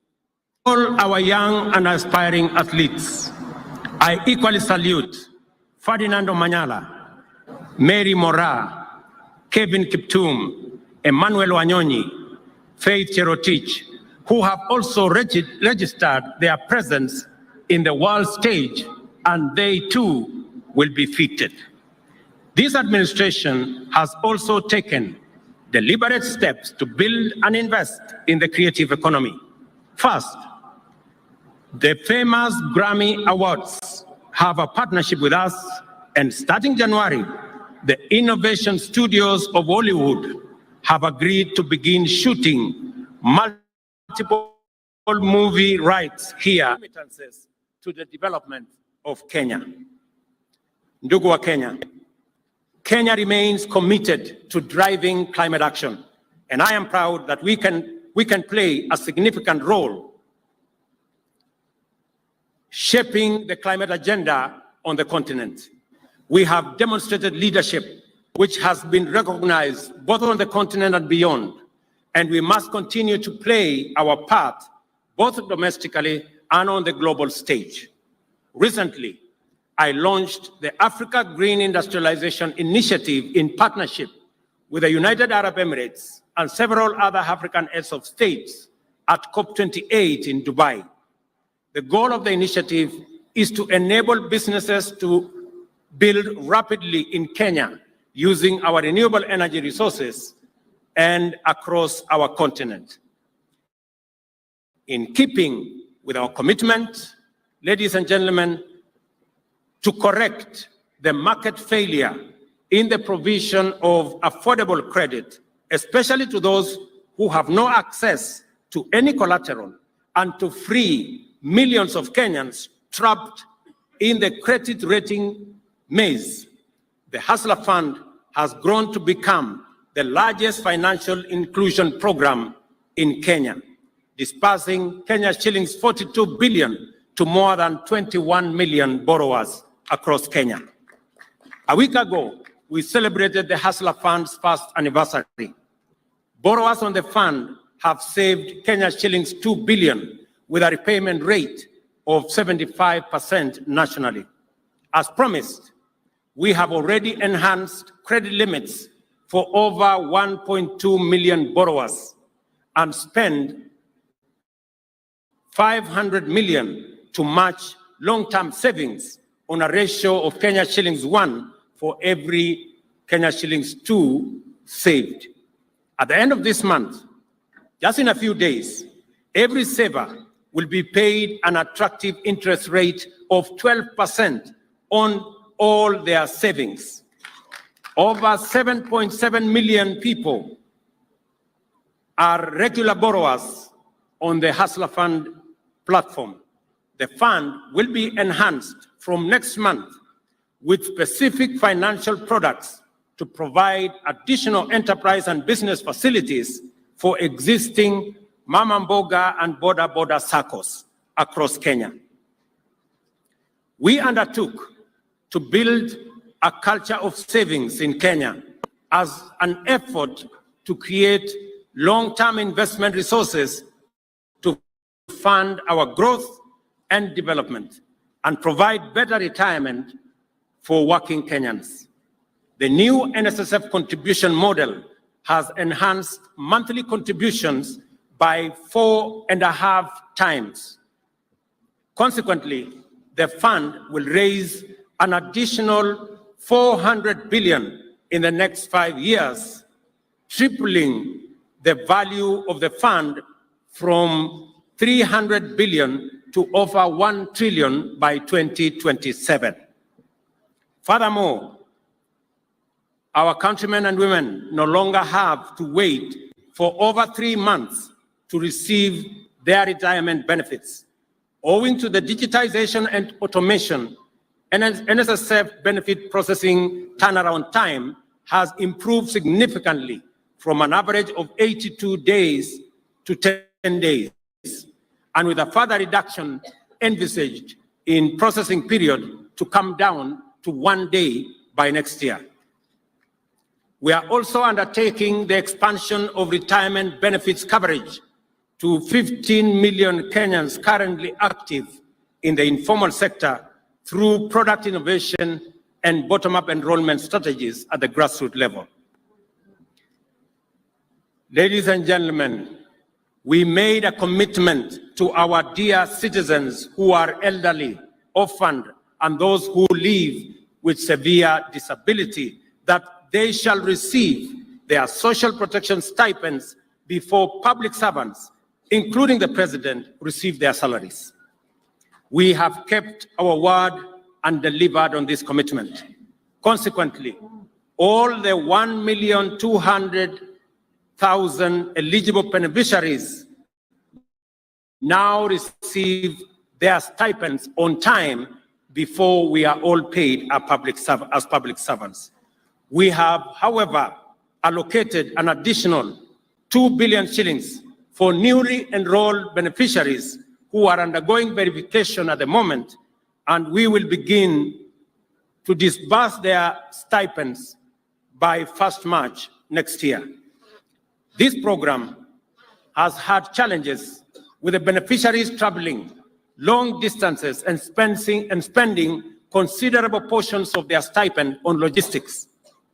Working with Safaricom, we have structured a new delivery mechanism for all our stipend-earning beneficiaries to receive their stipends from M-Pesa agents in their localities. Orphans and persons living with severe disability will begin using this new mechanism this month in a few days. The elderly will, however, start in January because the process is being finalized. I commend Safaricom for demonstrating corporate patriotism and providing this service free of charge. Ndugu wa Kenya, Kenyans are doing their part to support the effort to stabilize and grow our economy.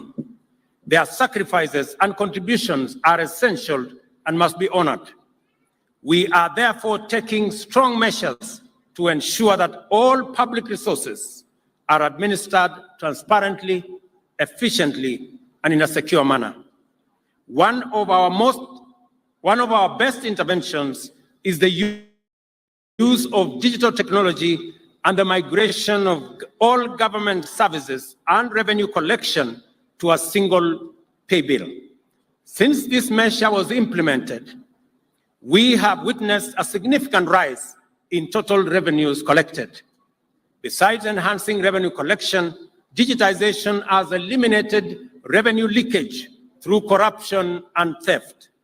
It is most important that we sustain this progress in promoting integrity, transparency, and efficiency in resource management. And for this reason, I direct that all agencies observe the December 31st deadline to finalize the migration to e-citizen platform. It is only right that I match this admirable commitment by the people of Kenya to do their part in getting the economy going and give an assurance that all taxes collected by government shall be put to their intended use and that no single shilling, no Kenyan shilling, shall be lost through embezzlement, theft, or corruption.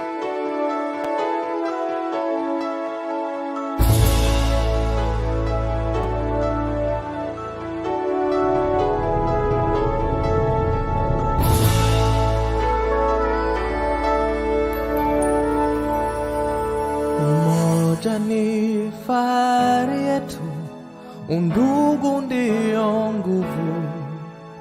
Chuki na ukabila hatutaki hata kamwe. Lazima tuungane, tuijenge nchi yetu, pasiwe hata mmoja anayetenganisha. Naishi na tumaini, najitolea daima Kenya. Hakika ya bendera ni uthabiti wangu, nyeusi ya wananchi na nyekundu ni ya damu, kijani ni ya ardhi, nyeupe ya amani. Daima mimi Mkenya, mwananchi mzalendo.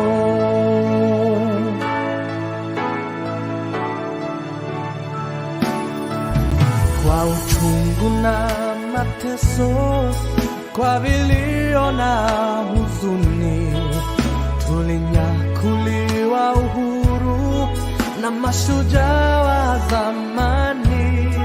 Hawakushtushwa na risasi au kufungwa gerezani. Nia yao ukombozi, kuvunja pingu za ukoloni. Naishi na tumaini, najitolea daima Kenya. Hakika ya bendera ni uthabiti wangu, nyeusi ya wananchi na nyekundu ni ya damu, kijani ni ya ardhi, nyeupe ya amani. Daima mimi Mkenya, mwananchi mzalendo.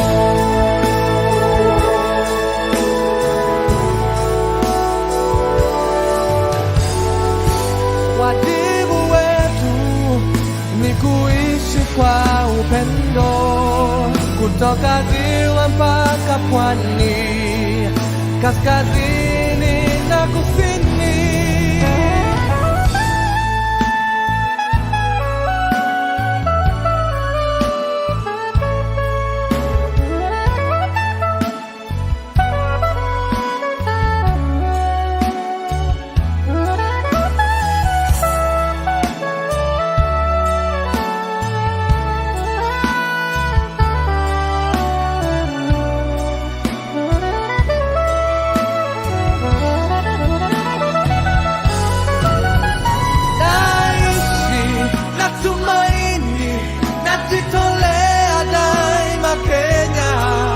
Hakika ya bendera ni uthabiti wangu, nyeusi ya wananchi na nyekundu ni ya damu, kijani ni ya ardhi, nyeupe ya amani.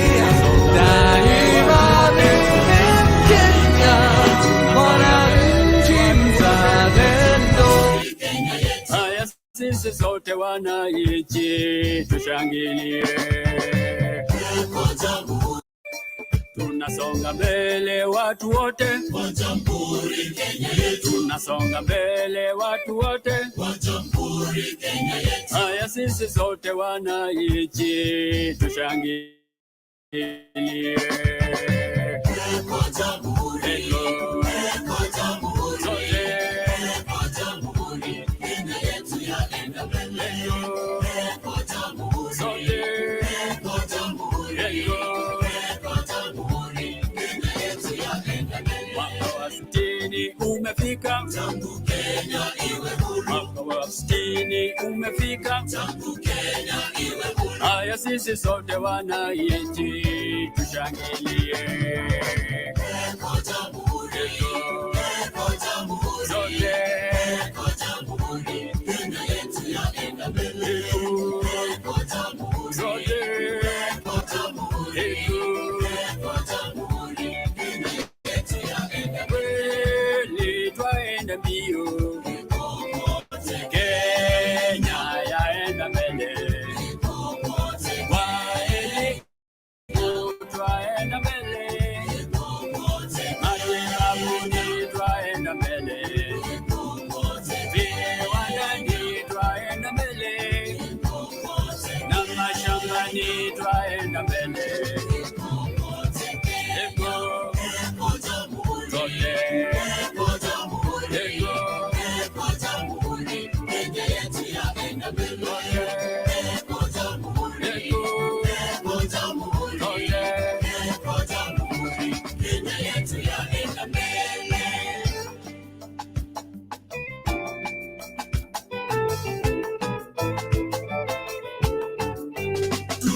Tunajivunia Kenya nchi yetu, kweli yapendeza, kweli yavutia. Tunajivunia Kenya nchi yetu, kweli yapendeza, kweli yavutia. Kenya nchi yangu nitaitoloza, nitailinda maishani mwangu. Kenya nchi yangu nitaitoloza, nitailinda maishani mwangu. Ziwa la Victoria linaunganisha Kenya na Uganda, Kenya na Tanzania. Fika Mombasa, kutoa bahari, ogelea maji, jua tamu kupata. Kenya nchi yangu nitaitoloza, nitailinda maishani mwangu. Kenya nchi yangu nitaitoloza, nitailinda maishani mwangu.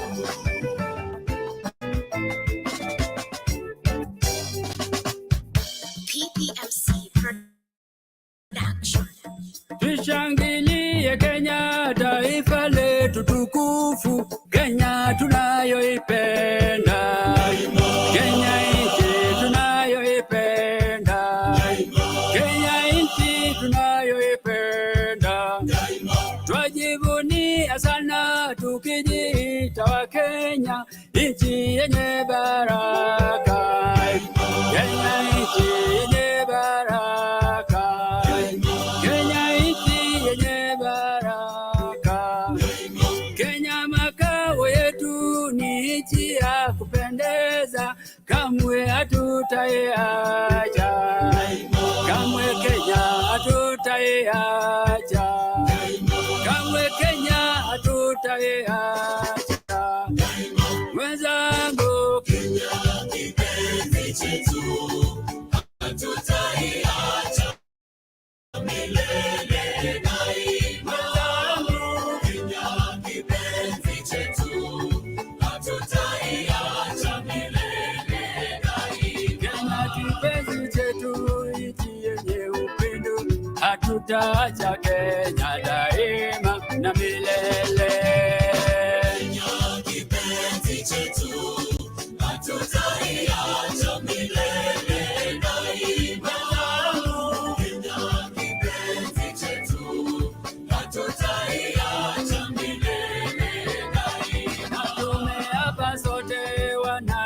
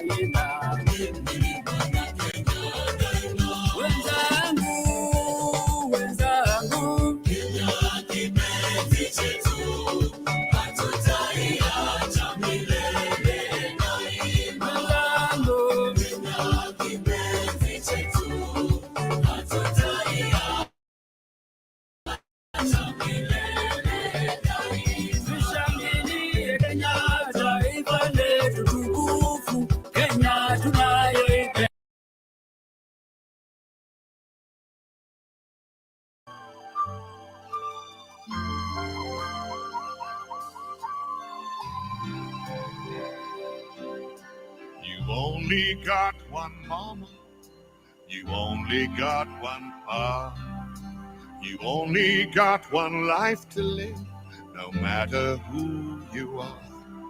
You can go the whole world over, every city has its dawn,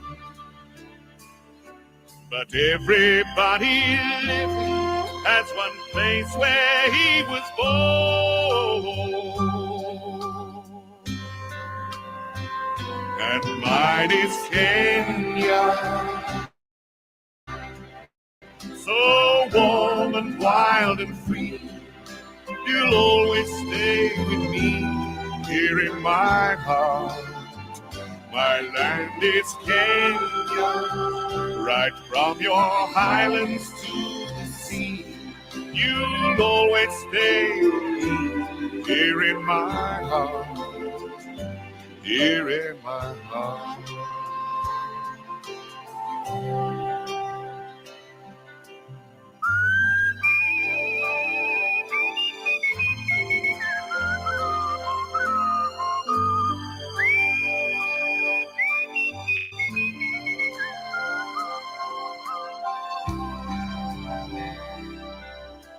You've only got one childhood and the memory that springs when you see your house, the tree you climbed, and all those precious things.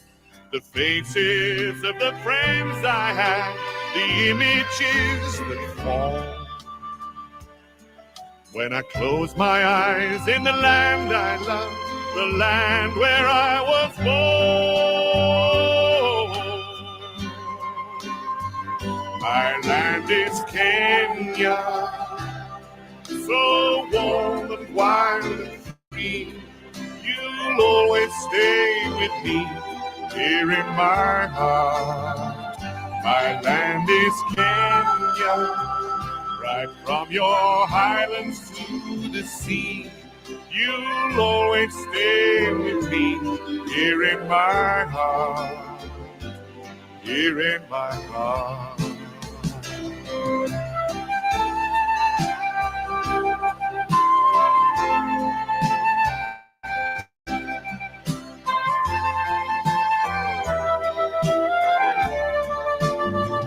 My land is Kenya, right from your highlands to the sea. You'll always stay with me here in my heart, here in my heart.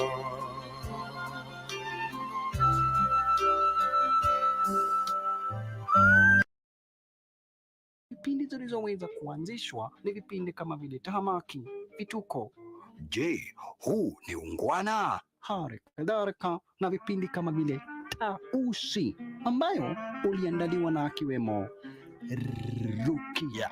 Waja huwa mwatakaje kumgonga Lindi ni vibaya, si ni kumrekebisha? Angalia saizi mahali yuko ni mtu wa kutajika. Huyu mama wa kambo naye sijui baba kamtoa wapi. Asante Rukia maridadi. Na vile vile hatuwezi tukamsahau hapa basi bila shaka pale mzee Ojwanga kwenye kipindi Vitimbi. Mzee Ojwanga pishi na Mungu na akamuweke pahali pema peponi. Ala, baadaye hapo bishi ndipo kuweza kuchomoka kipindi cha Vionja Mahakamani. Shasha Makwa, leo ni siku ya Jamhuri bwana, national holiday. Alafu navaa nguo ni kama imetoka kwa mdomo ya ng'ombe. Kukuja kujana. Ndio kunjana kita. Wewe uone mimi ni Mkenya bwana. Uone nimevaa mpaka tai ya Kenya. I'm more patriotic than you.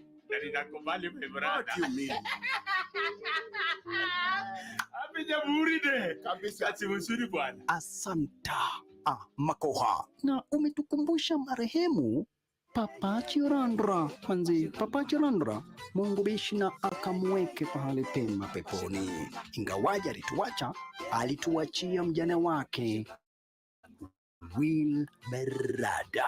Mtukufu Rais, kama vile umesikia, mimi ni mjane, niko single, niko vacant, yani sina mutu. Mtukufu Rais, uko na marafiki zako ambao wako single kama mimi, hata kwa cabinet uko nao. Mtukufu Rais, unikumbuke Baba, unapowazuru wengine naomba unikumbuke. Barabara. Na hapo hatimaye bishi ndipo kuweza kukuingilia kipindi ambacho kinajulikana kama vile Mother in Law. Na kwa hiki kipindi tunakuja kupata madam fulani ambaye anakuwaga mkali zaidi, ikafanya hadi watu wakamuita dictator. No. I am not dictatorial. I am a disciplinarian. And by the way, I am a born again Christian. Asanta. Huu wote bishi ni usanii, na usije ukasahau usanii ni njia moja ya vijana kujitengenezea kazi wao wenyewe na haraka bishi kuweza kujenga taifa. Hapo basi napo ndipo baadaye akachomoka jamaa aliye mrefu zaidi. Mtukufu Live, nikiwa mbele yako, mimi ni Inspector Mwala, nimehudumu kikosi kwa miaka mingi, nina uzoefu wa kutosha. Ninachokuomba kwa sasa ni kuwa uniteue kama mkuu wa kitengo chako cha Presidential Escort. Asante sana. Asanta Inspector mrefu zaidi. Wewe najua ni unasimamishaga ndege unaangalia kama ziko na insurance. Asanta. Lakini all the same hapa basi akakuingilia kipindi kinachojulikana kama vile Churchill Show, kipindi na ambacho kiliweza hapa basi kuwasaidia vijana wengi zaidi kupata riziki na kazi, ikiwemo Captain Otoyo, mtumishi na mchungaji. I have just landed. Your Excellency the President, this is your captain speaking. My name is Captain Otoyo. Kenya is flying at 60. We are 60 years old today. What? Si tumeseeka mpaka inchi zingine sinakuja hapa kuona vile inchi mzee inakaa. But old is gold. Asante Yesu. Asante mwana. Mutumishi. Mchungaji. Papa unichase roho niweze kumushinda shetani.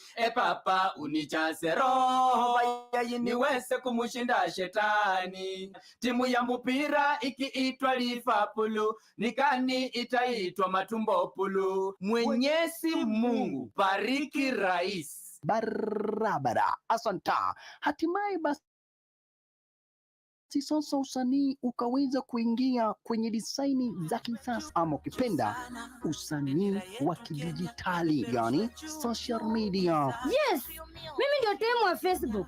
Mimi ndio mtu wa kwanza kuingia kwa Facebook huko kwetu Shamahoho. Na kama uamini, ulizi yako Sabu Chief ni follow. Na hapa nchini kuna mcheza filamu mmoja amejitokeza na njia zake za kipekee, anajulikana kama vile Papa Freddy, ama ukipenda Ngamwaya. Bonjour Président, Excellency. Comme j'aime Papa Fred, minga fa business legit Nairobi na international. Nguo kemikali yangu special.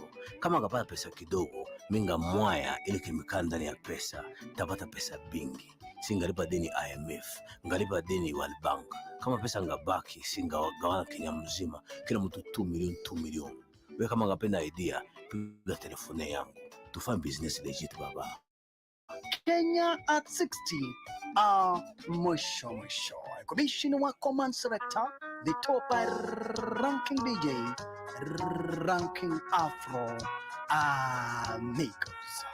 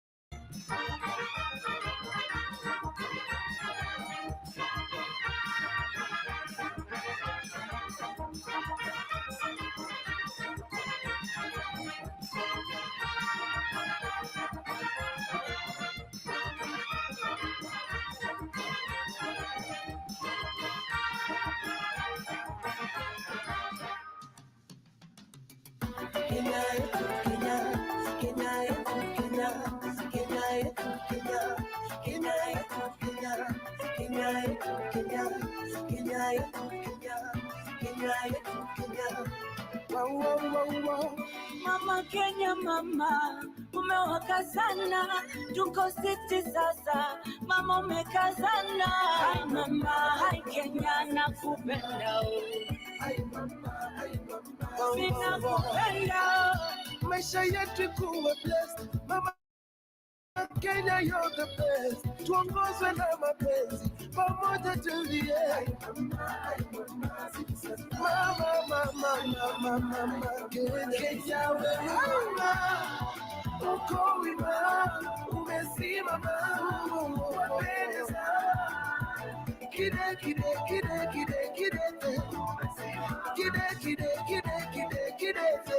umesimama. Ewe Mungu wa hekima, utupe nguvu yoyo, tusimame wima, utupe imani, maziwa na mazao, ardhi yangamani, na nchi ya thamani yoyo, ukabila na ufisadi wewe, ubaguzi yoyo, tuishi kwa amani. Kenya wewe mama, umesimama, wapendeza.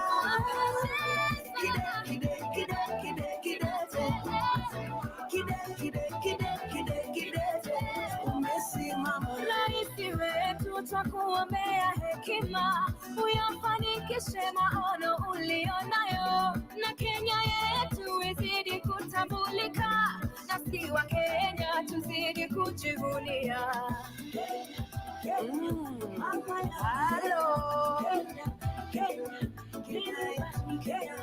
Kenya yetu Kenya, nchi yangu Kenya, Kenya yetu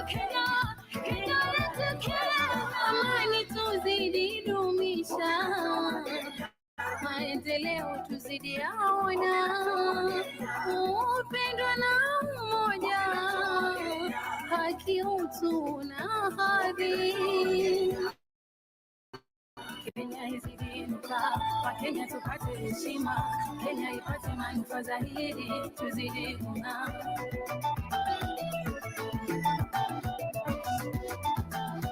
Kenya wewe mama, umesimama. Hey, kidete.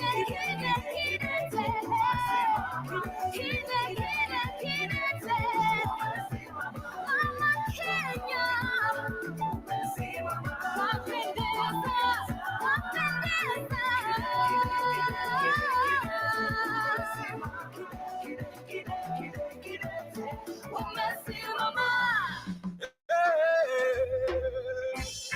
Taifa Kenya to rise up, umoja ni nguvu, together we you are champion. Stunning. Champion vibes.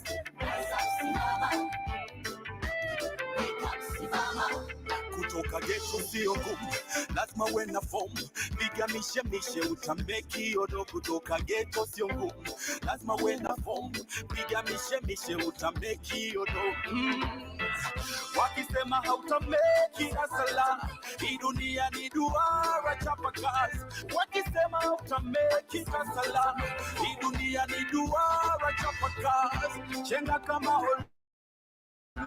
olunga, chomoka kama Kipyego na Kipchoge. Cheki Lupita Nyong'o, Wanyama naye ni champion. Carry on, oh yes I'm a champion. 1 in a million. Kenyans a champion. 1 in a million. Oh yes, oh yes, oh yes. 1 in a million. Oh yes, we are champions. Love champion a million. Some say that you could never make it out of poverty. They're not know your priority. When they give up life, what them say, God bless me with sanity. We turning dreams to reality. When you put your eyes on the prize, you won't be very long before the mama realize. Enough for them, a bad man, them have to criticize. Them can't stop a get a youth steady on the rise.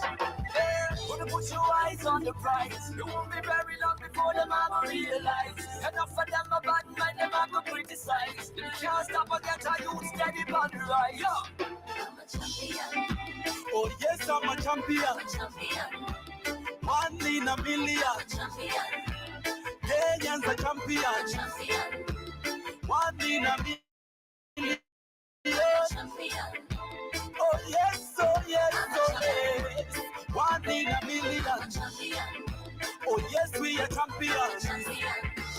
1 in a million. Stand and let the sun shine bright. Yeah. Celebrate tonight, fly up to the highest high and sing. I'm a Kenyan champion, dance, let it rain all night. I'm a champion.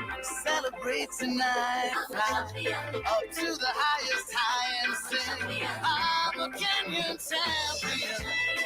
I'm a Kenyan champion. I'm a Kenyan champion. Yeah, I'm a champion. I'm a Kenyan champion. Would you ever think to be a champion? Would you ever start to win big in your life? Would you ever think to be 1 in a billion? Billion. Would you ever think to be a champion? Would you ever think you win big in your life? Would you ever think to be 1 in a billion? Billion. I come from the land